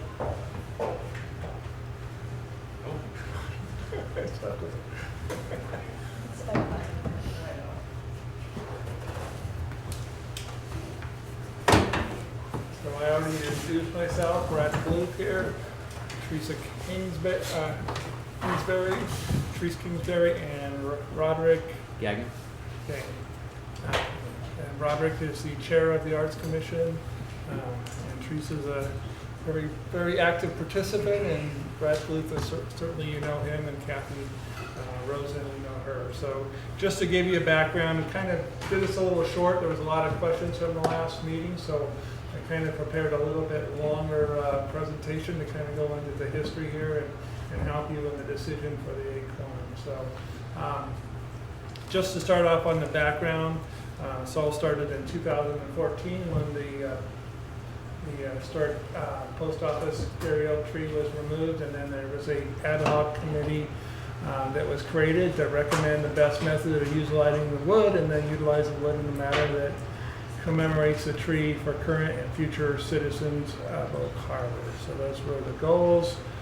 They met a number of times, issued a report that's in your packet. And I'll just kind of go over some of the things they focused on a little bit more. The main areas, they kind of divided up into main trunk issues, projects, and lower, and then smaller wood projects. Timeline ring, I'll kind of give you some pictures of the actual wood that they'll take that out of. Giant acorn, and it's kind of, this is in the order, and then the live edge cuts, and then a remainder to be used for other projects. So. And then focusing on the small limb projects, some of those are listed here too. Plaques, clocks. I think the only thing we've really done so far with the wood is we did the Smith Park sign. And then we did plaques too. And some plaques out of it. So, and I think we used it for the commemorative for the opening of the Clean water facility. Clean water We facility. also used it for the centennial Yes. celebration for employees. Okay, so some of the small stuff has been done already. So, and then the report talked about some of the areas, and certainly we'll talk about that now with the clean water facility opening and the interpreting center, major focus there, and then other areas. Still, the usage on the secondary, I think that's still going to be focused. I'm trying to zero on the Acorn, but I think you kind of want to know the whole history here, so you can see how that's a viable project. So, and I also have the minutes of the meeting on the council took action, and I'll go over the four decisions that were made on that.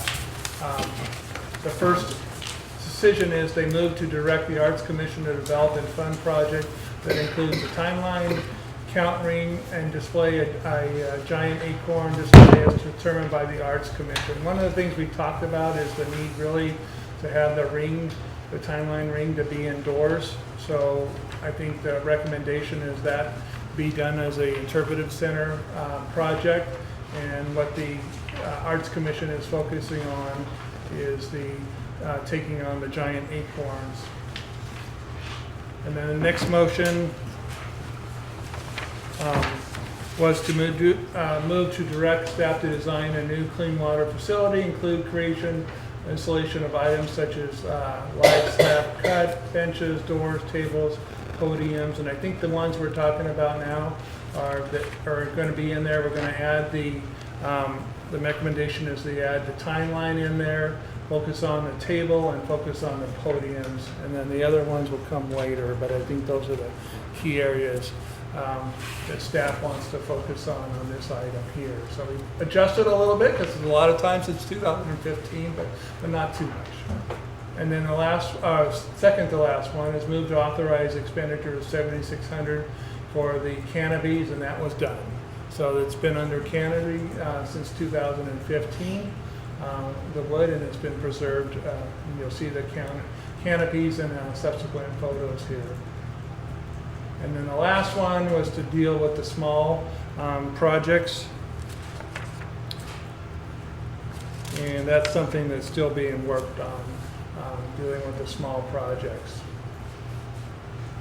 And then where are we at? Now we're up to date here. The Arts Commission, we've been talking about this for a long time, since I've been here, trying to pick up this project. I don't know why it didn't get done earlier, but we're moving forward.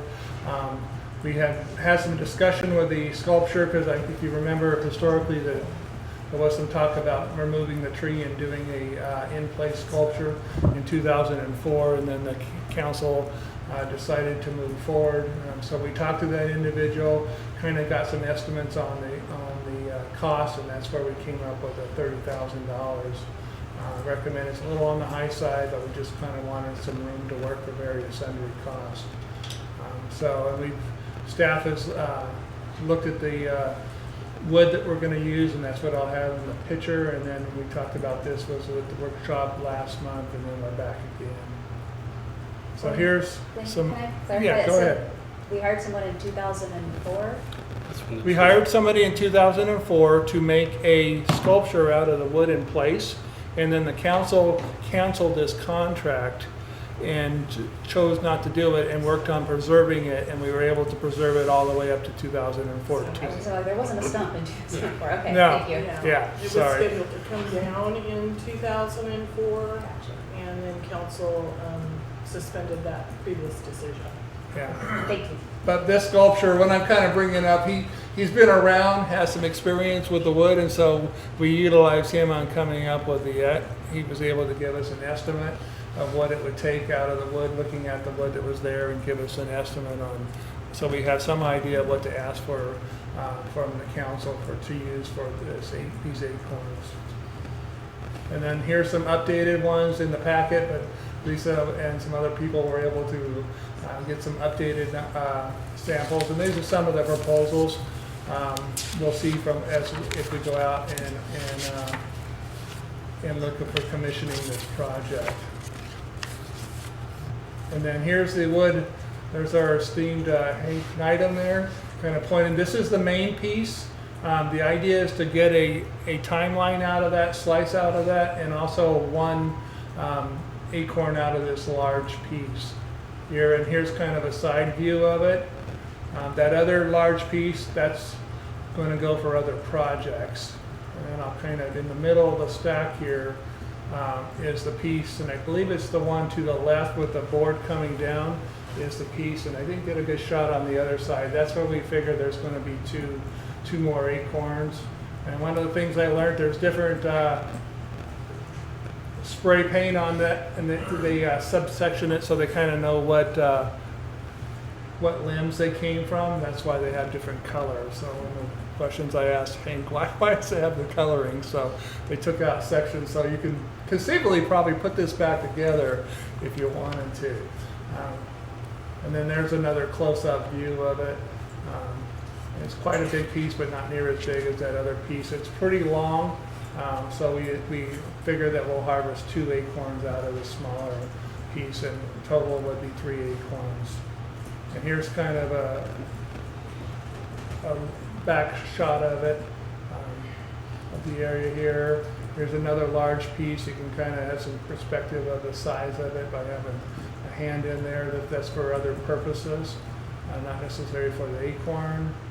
And then here's some work that's already been done. That's in drying the wood and preserving some of the small pieces that have been milled. And then this one is kind of, can't see the proportion much, but they call this one the claw. So there's still some ideas. I'm not focusing on that right now, but certainly we're going to have other things, and there might be some idea of some utilizing this claw piece in other things. But it kind of gives you an idea. You can see the two sheds there, just keeping the wood out of the rain. That was the original proposal, and that's what's been done so far. And then next steps. One of the things I failed to do last time we had a small was to give you the fund balance. I did get the fund balance, and the whole numbers in your packet here, but it's got a fund balance of $116,806, and annually the fund is running about $50,000 a year in revenue. So it kind of gives you an idea of where we are cost-wise. So the fund could do it, and then could certainly still have enough money for other projects. So if we move forward, we'll move forward the request for an RFP to go out for an RFP for $30,000, and then we'll go ahead and Arts Commission will recommend finalists, and then hopefully we'll commission the sculpturing of the acorns, probably be done right in place. A lot easier when talking to the artist to do that right in that area. We'll just let them have access to it and commission it right there. And then we'll have to determine the locations of where it goes. So I guess I'm ready to answer any questions that you might have. Joel, thank you. Can we go back to the slide with the possible acorns? Oh, okay. There we go. So how do we do two thoughts? As I spoke before, I don't know, I'm still not convinced that the highest and best use of those massive pieces of wood. I like the concept of an acorn, but I think it's pretty cool, the one that Laura's leaning against there, made out of cement or something. But when you think about using a massive block of wood that took that many years to grow, I would want two things to be for certain. One, that it's the quality of the carving does dignity to the venerable age of that tree, not just a chainsaw carving or something that I'm seeing here, if we do pursue that. But also, how is it preserved? These will be outside. Do you want me to answer that? Yeah, go right ahead. So here's some pictures from the original PowerPoint 2015. They were just examples we pulled off the internet. Yeah. So those do look like chainsaw acorns, and I think we're looking for something that's sculpted to truly resemble a Gary Oak acorn, made with the right coloring. Great. More than a chainsaw sculpture is what I would be looking for. As far as preserving outside, that is a concern. That's something we talked about a lot as we went through that process with the ad hoc committee back in 2014, 2015. The wood, there's probably gonna be some splits in it. We won't know what's in there until we get into it. And it is a closed cell wood. It holds up well once the bark is removed. In fact, it was used, some Gary Oak was used in boat building. But I think what we'd have to rely on is staining it regularly. I talked with Hank. He's okay with the regular maintenance, knowing that every so many years Parks is going to have to be out there. I guess depending where it goes, somebody's going to be out there. He's okay with it if it falls under his responsibility to periodically stain it, which is probably every 3 to 7 years. And there's pretty good resins now if there are cracks to seal them, stain over. And I think the way to preserve the acorn, if it's going to be out or acorns, if they're gonna be out in the weather, is to design them so they shed water. And if you look at the pictures I sent you, some of those designs would shed water. You don't want to trap water and have it sitting on the wood. You want it to shed like the roof of your house. So if you do that and use the right coatings, I think they can be kept outside around for decades. I feel comfortable with it, as long as the maintenance is kept up. Well, We I did. know this is something you personally take seriously with Well- the Gary's Oak Society, so I trust, you know, Thank you. you have an interest in it. There's a lot of things I really am excited about, the live edge table and some of those things that could be, the ring count. Obviously something made out of cement, even though I'd like to see it sculpted even more accurately possibly than that. Takes minimal maintenance, even a bronze, which would be very expensive, but requires next to no maintenance. That's true. So just going back in time, so the reasons that the three big items were picked were the giant acorn, the live edge slab table, and the ring count. Everybody's pretty familiar with the ring count. That's where you can say 330 years ago this tree started growing, put timelines on it, significant historic events. That was, all three of those items were picked to represent the size of the tree. Nobody wants to take the big trunks and cut them up into small pieces. So the ring count's gonna represent a cross section of the size of the tree, and then the live edge slab table would be a longitudinal section. And my understanding is the intent is to put that in the conference room at the clean water facility where that would be out of the weather. But those two items, you'd have a cross section and the longitudinal represent the size instead of cutting it up into small pieces. And the acorn would be big enough to represent that the tree was massive. And also it represents kind of the rebirth, rejuvenation of an oak tree. So that's why we got there, was we want to represent the giant tree that we appreciated and just a bit of symbolism.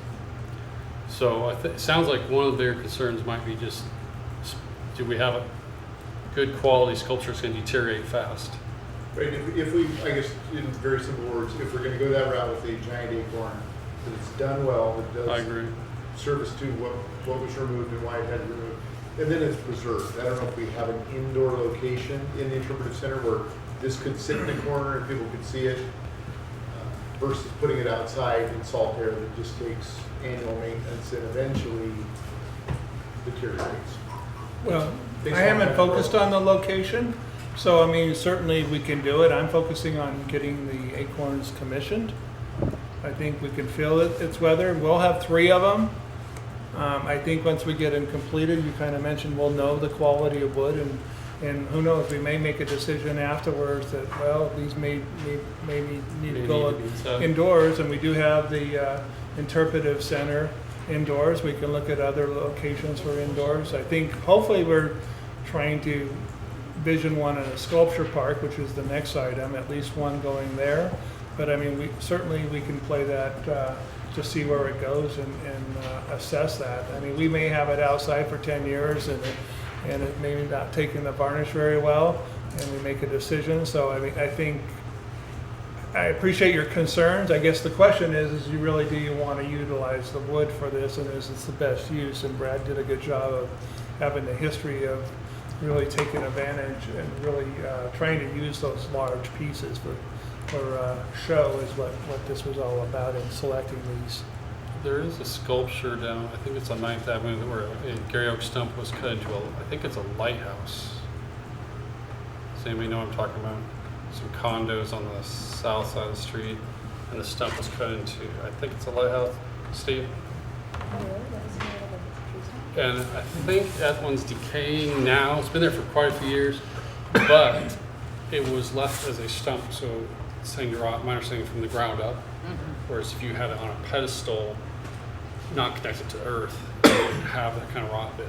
We could look into that and find out when that one was sculpted and maybe get permission to examine it. Okay, thank you. Any other questions? We're going to move along. Yeah, I just have a quick comment. You know, it looks like this thing was discussed, I mean, in 2015. There's pages and pages and pages and pages. And so, and it looks like we've given staff direction to move this direction. So I just wanted to get that out there. And part of that discussion looked like a recommendation for protection from the elements to possibly have an acorn cap constructed. as a waterproof design such as metal, copper, bronze, or brass. And I'm assuming that recommendation came out of course, hours and hours and hours of discussion, it appears, back in January of 2015. Where you, He's in I there too. remember Page that. 42 of our package, so it's an excerpt from the January 23rd, 2015, from the ad hoc committee, where they came up with the idea of doing the giant acorn sculptures, and then recommended for protection from the elements to have an acorn cap. Yeah, I think the one below, there's an acorn on the sheet that I'm looking at. I think it's actually made out of metal. It looks like the entire thing's made out of metal, but it looked like one of the recommendations here was possibly Right. metal cap. So, you know, I'm not looking to reinvent the wheel. I'm just wanting to make sure everybody's focused on the hours. I know the Arts Commission folks put a lot of time and energy into this thing in 2015, and we assigned them that task, and looks like council gave them instructions to proceed with that task, and I just don't know that I would really want to reinvent the wheel unless there's some sort of situation that's changed since then. So that was my 2 cents. Tara? Thank you. I just totally spaced on what I was going to ask. The slice, the ring count slice, do we plan on doing more than one of those and having it in more than one location? As far as I know, it's just one. Like you want to say something? It's one. Just one, and what's the rationale for that? The quantity or the? The quantity, yeah, like why couldn't we have one at Windjammer and one at? I mean, Two you Parker, could, one but at the idea was to take one out of this large piece here, and that's what they think it'll yield. And we don't want to take more than we have to. I mean, you could take one of the smaller pieces, that's the main piece.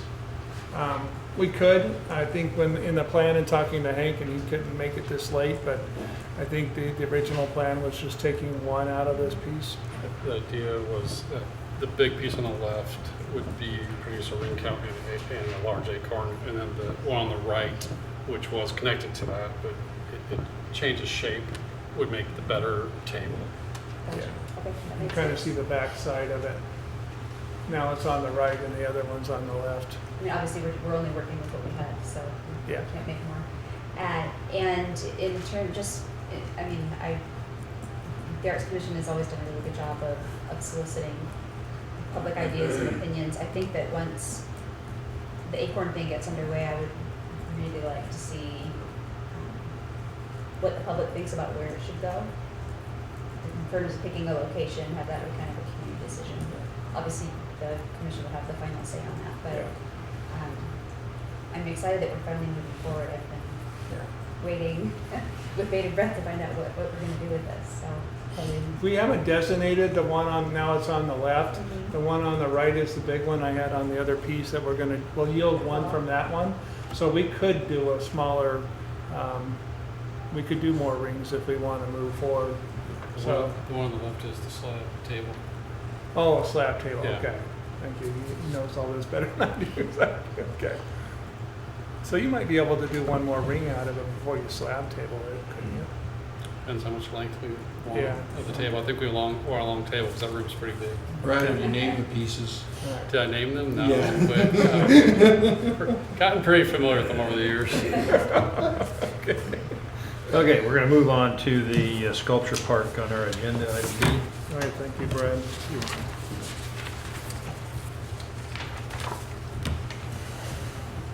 All right. I have Roderick and Therese here to kind of help me through this project. Roderick kind of did a nice logo there. I like that. So, for the Arts Commission. I also have Lisa Felix. Felix has been helping me a lot and may be able to provide some input on this item too. So, Therese did a good job of just kind of laying out. I think I counted 20 dots there. Just hypothetically, what it would look like. You see the down on the bottom there on the left is the Chamber of Commerce building, and of course that's Highway 20 there. So one of the really desirable issues we'll talk about is just the visibility of this location, and the being next to the chamber really adds some synergy there and provides some oversight and some partnership with the chamber opportunity. So school district isn't using that for anything. There is some events going on. I think there's tree sales in there, Christmas tree sales, and there's a farmers market going on there. We think those items can coexist with this park. I think we're confident that we don't necessarily have to shut them down, and it certainly will honor, if we take it over, it may come into the middle of the season with these things, and we'll honor those ongoing commitments with it. So, and then appreciate the nice little layout conceivably of just kind of doing a floor plan and a kind of a walking trail pathways, possible trails, just kind of give you a concept of what we can do in that park. And so I think I counted 20 dots, and I think we could probably figure out that maybe 30 sculptures, 31. More. Yeah, We're starting in the neighborhood of 20, and we'll kind of see where it goes. It's quite a lot of property there that we're proposing for this sculpture park. And then Roderick did a good job here of kind of laying out some of the things that we need to do with the school district. And he did it his way, and I kind of went back and did it a little bit, but it just kind of gives you an idea of some of the things we'll have to go through with the sculpture acquisitions, gravel pathways, concrete pads, grinding stumps, MOU with the school district, and so on. Good picture here of a sample of sculptures that... These are actually sculptures that belong to Sculpture Northwest up in Bellingham, and they're housed in a greenhouse next to the Big Rock Sculpture Park that Bellingham purchased from George Drake many years ago. George owns these sculptures, and George is going to loan our community these sculptures. The whole collection can be had for $30,000. I see us selling some, I see us buying some, but these will be able to be transported and installed for public viewing at no real expense to us. There's moving costs and installation costs, but we're looking at getting sponsors from within the community to help us with this park, because I really want it to be a community effort, and there are a lot of people that are interested in sponsoring pads and doing work for less than wage that they would charge somebody else, just so that they can kind of have this part of the project. So we can literally have a sculpture park in place and a destination for culture and a free trip with art, likely within the next 90 days. Yeah, this is another thing you could talk to. Well, I've talked to Hank, and the collection of tables that were in the kitchens that were preserved and painted gray and taken care of through the years. We have a lot of bad tables up on the hill, but there's a lot of good tables, and the idea was to commission local artists and pay them $200 a table, and we would have original art in the park. So it would be 2D art on the tables for picnicking and maybe doing a coffee meeting. And then we'd have the 3D sculptures, and we've already acquired the Kinnebrew collection, which has been powder coated and is at Skagit. So everything is in motion and ready to just, we have to site plan it and do some more planning. But these are, don't look at the one on the end with the angles, because that got sold to Bellingham while I was working on this project. But we have the one that looks like a robot, the black one next to the red slide. It's like, what is it, 13 feet tall? It makes him look tiny. That's already powder coated in like a bronze finish. And then the right square, that's color choices that we made, and they're all complete and ready to be transported, but they've given us permission to leave them on site as long as we can and not impede their business. But my goal would be to move them from Skagit powder coat to installation, so we're not moving them and putting them on flatbeds and scratching them and potentially damaging them. So those could be installed as soon as maybe 2 weeks after we get permission from the school board. We could have their personal pads poured, And that would begin the truth of the project, and everybody would believe in it. Now you're just hearing us talk, and this would be a sign to the community something big is coming, and then we would slowly integrate the ones from Bellingham, and we haven't even reached out to our artist community who would bring things to do a rotational art program, which we're putting together, and we don't have the final pieces of that, but this could just be a place to come enjoy art, purchase art, or just have a picnic with your kids, or get a coffee. So we've been moving forward on this. Okay, and this is kind of my summation of the benefits.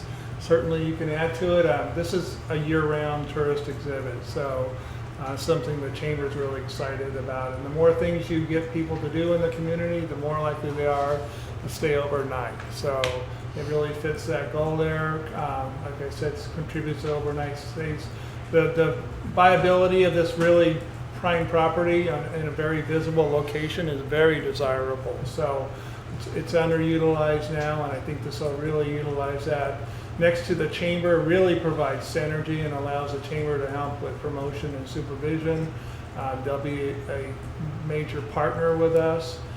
Promotes creative arts, and will tie in with the concept of creative arts district if we go that route. I was going to try to get on the agenda today, but I pushed that to the next month, just time-wise. And then really this is going to be a partnership between the city, the Chamber, and the Oak Harbor School District. So a lot of synergy generated from it. And then the other issue is that we have the 5 goals, and in looking at the 5 goals and looking at the sculpture park, it ties into all 5 of them.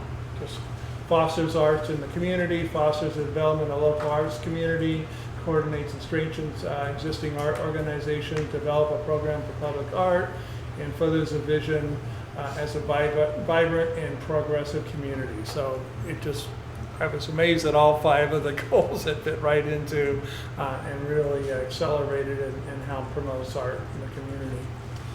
And it's going to be the newest park, but it's also got a hardscape on the left side where it doesn't have the tennis courts, where Lowell painted the mural that looks like a fish, kind of. That becomes the hardscape for tents and events, and it could be, maybe we can let it out for weddings or have fundraisers. There's no limit to what we can do there, because there is parking all around it.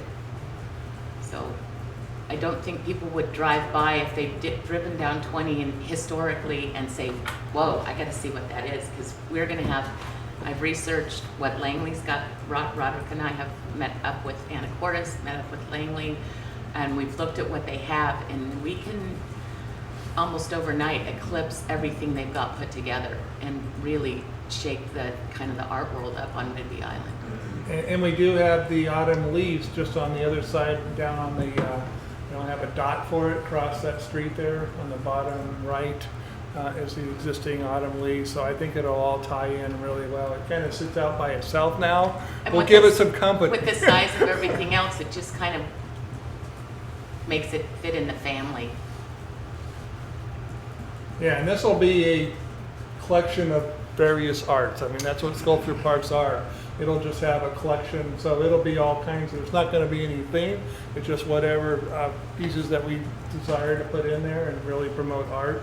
So it'll be looking at a lot of variety of different sculptures that are in there. So, and it'll change up. Conceivably, we figure we'll have some key pieces we leave in there, and most of them are on a 2-year rotation, and that way people can come back and next year and the next year after that and kind of look at the new pieces that are being rotated in there. I think the Chamber is going to acquire the mailbox, and that is currently on Cromwell and Bellingham. So I think that'd be kind of awesome to take something that's a prominent piece of art from their community and put it in our community. I've also already gotten rough estimates for the stump grinding and for the paths and for that, and I don't think it added up to $10,000. I think it was like $8,500, and that included there's 35 stumps in that park, and they're just eyesores. and professional landscaping, or however we have to work through the city, but everybody's ready and fine. Yeah, so trying to come out with a budget, I put that on the bottom. It's gonna vary. I think there's gonna be more upfront costs to begin with. And one of the things is we may get some donations and some cost sharing. So we may be able to offset some of the costs with it. And there's pad costs, there's maintenance, including supplies for Parks Department, installation of base, including Parks and Engineering Department. So pads can run anywhere up to $5,000, sometimes cheaper. The pads are $300 a piece, and we're gonna get sponsors. And I've already talked to Christine at the chamber, and we can take over her time at the next luncheon and get a promise to support, not taking any money yet, but there's a lot of people in the community that are ready to write a check. So, and transportation and removal, and then other administrative costs involved in it. So that's why I kind of gave a range, because I just didn't really know what it's going to be. I tried to give a low and a high. So I think as council being responsible, you kind of want to know what the cost is going to be. So. Can I interrupt real quick? Yeah, go ahead. Anacortes has a park called Madrona Park, and they have a sponsor that signed on for 5 years at $5,000 a year, and it's Windjammer. I wouldn't necessarily want a private company to be our sponsor, but I've talked to a couple people on the board at Island Thrift, and because they're such an important part of our community, I would kind of like their name to be in the family. And if I can get them to sponsor us again for $5,000 or $10,000 a year for a 5-year commitment, and then we get these donations, I don't think we're going to be pulling a lot of money out of our art fund. I think our community's going to help us make this happen, or pay us back as we build. And then trying to put this into a process. If it's favorable, if the council wants us to move forward, then the city staff would start developing an agreement with the Oak Harbor School District. We would bring that agreement back to the council. Staff between the two departments would negotiate it. Then we go to the lease agreement. There would probably be some minimal cost given it's a prime property. It would assume a 3-year, probably a 2 to 3 year length. So they would notify us in 2 years. We would move out. I don't see them utilizing that property, but I don't think they necessarily won't want to buy it from them. But we would probably have the leases from the art exhibits there on a 2-year lease, and so we would want the lease with the school district to have at least a 2-year notification. So if they wanted to utilize it for other purposes, then they could turn around and give us a 2-year notice, and then we would phase it out. I think as far as this is concerned, we feel like this is a long term. I don't think they want to tie it up long term, but I think in talking to their plan, they don't have any future need for it right now. So it's not big enough for a school. The school next to it has plenty of space. So I really feel like this will be a long-term project, but it'll be written in to suffice the school district. It'll be written with a 2-year, probably a 3-year commitment to begin with a 2-year notification if the school district wanted to go into another direction. But I think they like being a partner with this, and their whole thing was as long as it doesn't cost them money. So we're framing everything around where it's not costing them money other than them donating the property to us or letting us use the property below fair market value for this project. So, and then placement of the art, just like we were talking about, the Acorns will come to you and decide what goes where. And then we'll have some input from the chamber, meeting the goals. Kind of that helps us on the side with fairness, with them being a partner with us. So on the free speech aspect, we have to be a little bit more open with public, and chamber could kind of narrow it down so it makes sense to include them in the approval process. It is right next to them too, so that's why we kind of envision it that way. And then council must approve the associated expenses. So assuming you're excited to go forward, then staff would look at presenting a interlocal probably around the 21st interlocal with go to the school district, and then we're hopefully targeting this maybe as early as mid-June if it goes well. If it doesn't, it just goes whatever it goes, but assuming we can get everything together on a quicker basis, we're hoping targeting the earliest as a mid-June, where we actually have lease of the property, and then we would take over management and start the process of converting that property into a sculpture park.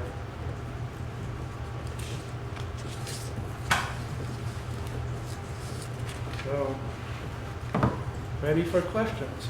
Questions, and we are getting short on a timeline, so any questions? Is there any time or meeting? No. You get all day. I want to say thank you for your vision, your passion, everyone else that's involved in the Arts Commission. I know you're incredibly passionate. I love it. I'm excited about this. I think it's a very unique piece of property, and I think this is just going to add to the overall beautification, gentrification. The weekly farmers market is super cool to go down there. It's such a unique spot, and you inject them smart. It's just going to make it a really cool spot. Great vibe there. So thank you for all of your efforts. All right. Thank you. Thank you. Good job. You're still up. You've got the city administrator's report. Oh, I'm up, yeah. All right. Thank you, Art Commission. Yes, thank you. All right, I'll try to fly through this. So just want to keep on reiterating the grand opening for Windjammer Park featuring the Splash Park, June 29th. I think the tagline is going to be "Come celebrate the completion of Windjammer Phase 1 and the opening of the new Splash Park." So staff is working on the layout and the logistics, so we're moving along on that. A lot of good effort there. Splash Park naming contest, I think we talked about that at the last council meeting, and now down there with the ad hoc members, Tara Heisen, Mike Wright, Treese Kingsbury, and then Hal Hovey is our newest addition. So we have a full committee now with the Plan Commission selecting Hal Hovey as the representative from that committee. And then the citizen at large, Kate Benzuela. So she's the Crescent Harbor Elementary School principal. So the Whidbey Island Marathon was a great success. Weather could have cooperated a little bit. Some of us remember being out in the rain, but we just promised everybody it won't rain next year. So, and then we have the race director, Jared Laringer, on the schedule, I think in June. Let's see Dina here. June 5th? June 4th to give a presentation, update on the event to the city council. So just kind of some of the legislative outreach that the mayor and I were able to do. We had some networking with the governor's regional representative, and we focused on the clean water facility, Navy connection, and other efforts. Marina, some other items we focused on that we thought that the governor could help us with. The Main Street downtown design recommendations that they had went to the Plan Commission for the first initial review just on yesterday, not too long ago. So they're moving through that process. They do want to put up some historic signs, so their logo will be coming to the council for acceptance as an official Main Street logo. That throws it out of the proprietary into something that's government, and so we can re-sign them and do that effort there. And then major accomplishment has been along in the coming there, and one of the goals of the Main Street was to have the historic preservation be able to do the local designation. So we needed to be certified as a local government, CLG, and that has been accomplished on April 12th, so the commission can move forward and do some local designations, and that helps with some tax advantage and some other things with that effort. It focuses on the whole city, but there's certainly a lot of archaeological buildings that are historic in the downtown. So community support is able to do a third grade at City Hall and various other locations in the city. We got some very interesting thank you letters. If you want clean water with facility tour was very interesting in some of those comments. So we appreciate the outreach we were able to do there with the school, and one of the council members was instrumental in kind of team tagging together when we did City Hall. So Erica Wassinger did a good job of kind of helping me with that, and other staff with doing the kind of breaking them down with groups and doing that. And then also with the outreach to the school and community support, Hank was able to do some tours at the Smith Park. EDC, I think we've been talking about the Opportunity Zone outreach meeting, and we're targeting that in early June. So, and working with the EDCIC on that Opportunity Zone tax break initiative and doing some outreach on that. And then continue some updates on PIO training. And so there's a good class I took on that. Navy Connection is a major issue. We hope to start briefing you on that in May for the Navy Connection proposal with the financials and such. So we'll be working on the method of how we do that. And then I want to, the mayor's off receiving another award. That's the state award, right, Kathy?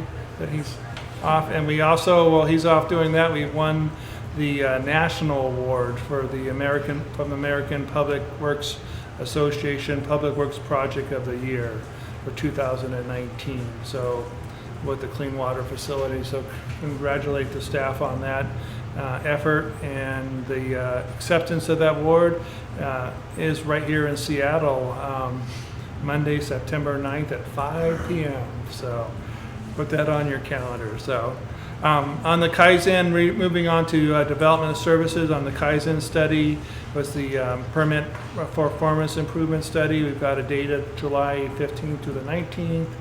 And then just want to mention that with that cancellation of the council meeting on April 2nd, me and council member Larson were able to attend the short course on local planning. So good update, and certainly if you haven't taken it, I recommend all council members to take it, a kind of a crash course.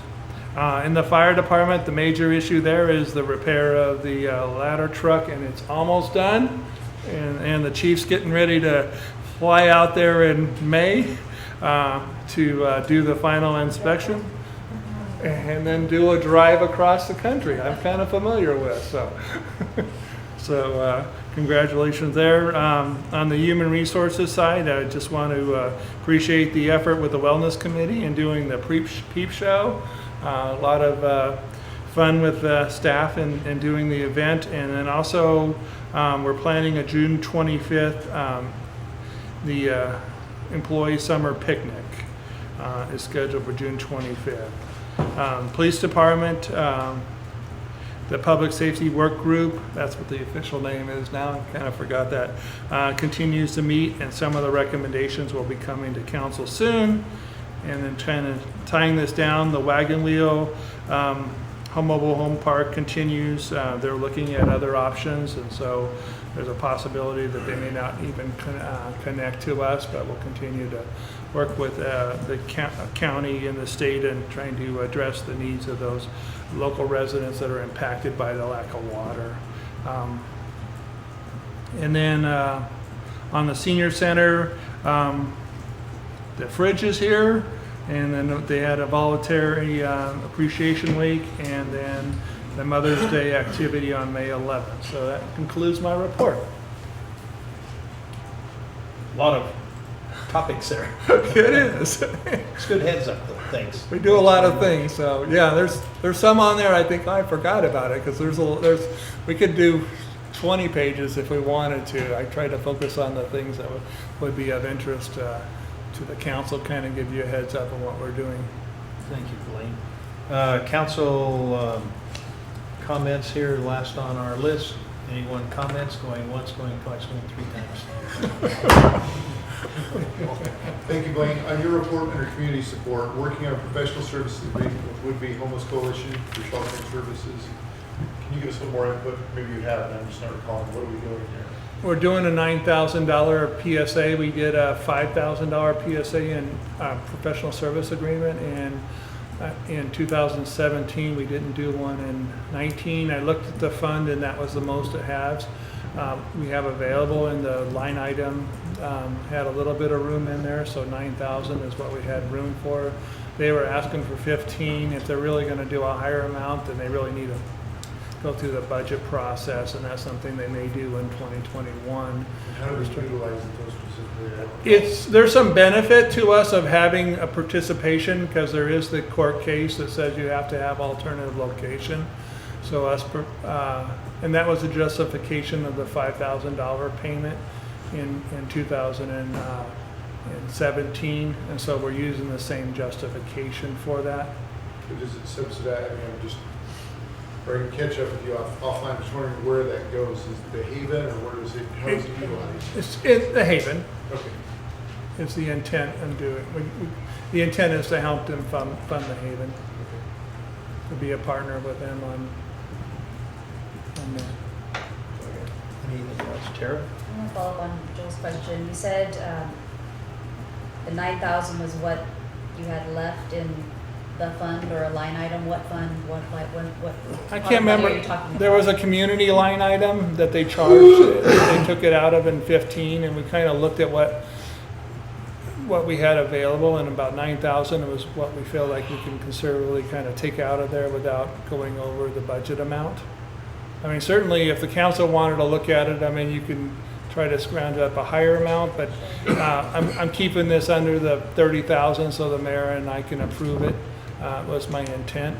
But if you wanted to bring it back and contribute more, they were asking, I think 22,000 was what they asked, and with us kind of filling in their budget gap. The primary contributor is the county, and they're the primary, and we divide services, and so overnight stays is more in their area, so that's why they're a larger contributor. But it makes sense to maybe look at them every year and to give them some money to help them and try to encourage and some correlation with the city and some benefit there of having an alternative, and it helps us on the enforcement side. Thank you for mentioning the under $30,000, because that reminds me of a question I've been meaning to ask for ages. The mayor has discretionary authority to spend up to $30,000. Is that what those expenses are specifically? Isn't something that council is briefed on or made aware of? Those financial decisions that are made, at an administrative level. Is there some way we could get that information? Well, what I'm doing in my report is I'm just, like I'm doing here, I'll put them in my report. You're going to start giving us that? I'll put them in my report. So when we do those items, some of them are really more routine. Sure. Some items you actually budget with the intent that the mayor, you put a budget item and you just budget to the intent that the mayor's going to use this $30,000 and it won't go to council. So sometimes it's always already intended. And this is kind of where this one fits in. We have a light item that it fits into. We have room for it. When we have to do additional funding, then we have to come back to council too. But we can do this without asking for additional funding, because council does the appropriations. It's just kind of juggling the smaller things around that we have some flexibility. No, I understand the process. We never get updated on, how that is used or where that goes or what's going on with that. So Yeah. I appreciate Yeah. you. Yeah. I mean, the two I've done is we did the sod that we had discussion on, and we had this one, and these are the two that I've done. So I'll just continue to update it on my report and some of the, I can't catch them all because I think some of them are, like I said, are sundry, but some of the things that are maybe a little different, like this one or the sod, certainly I'll try to remember and put it in my report. but yeah, I'm like, I don't care if you have to repair a copy machine or something, I don't want, Yeah. you can keep that stuff to yourself, but, you know, stuff like this, Yeah. it's good to know, so thank you. If there are no further questions, thank you, Blaine, thank you, staff, and we're adjourned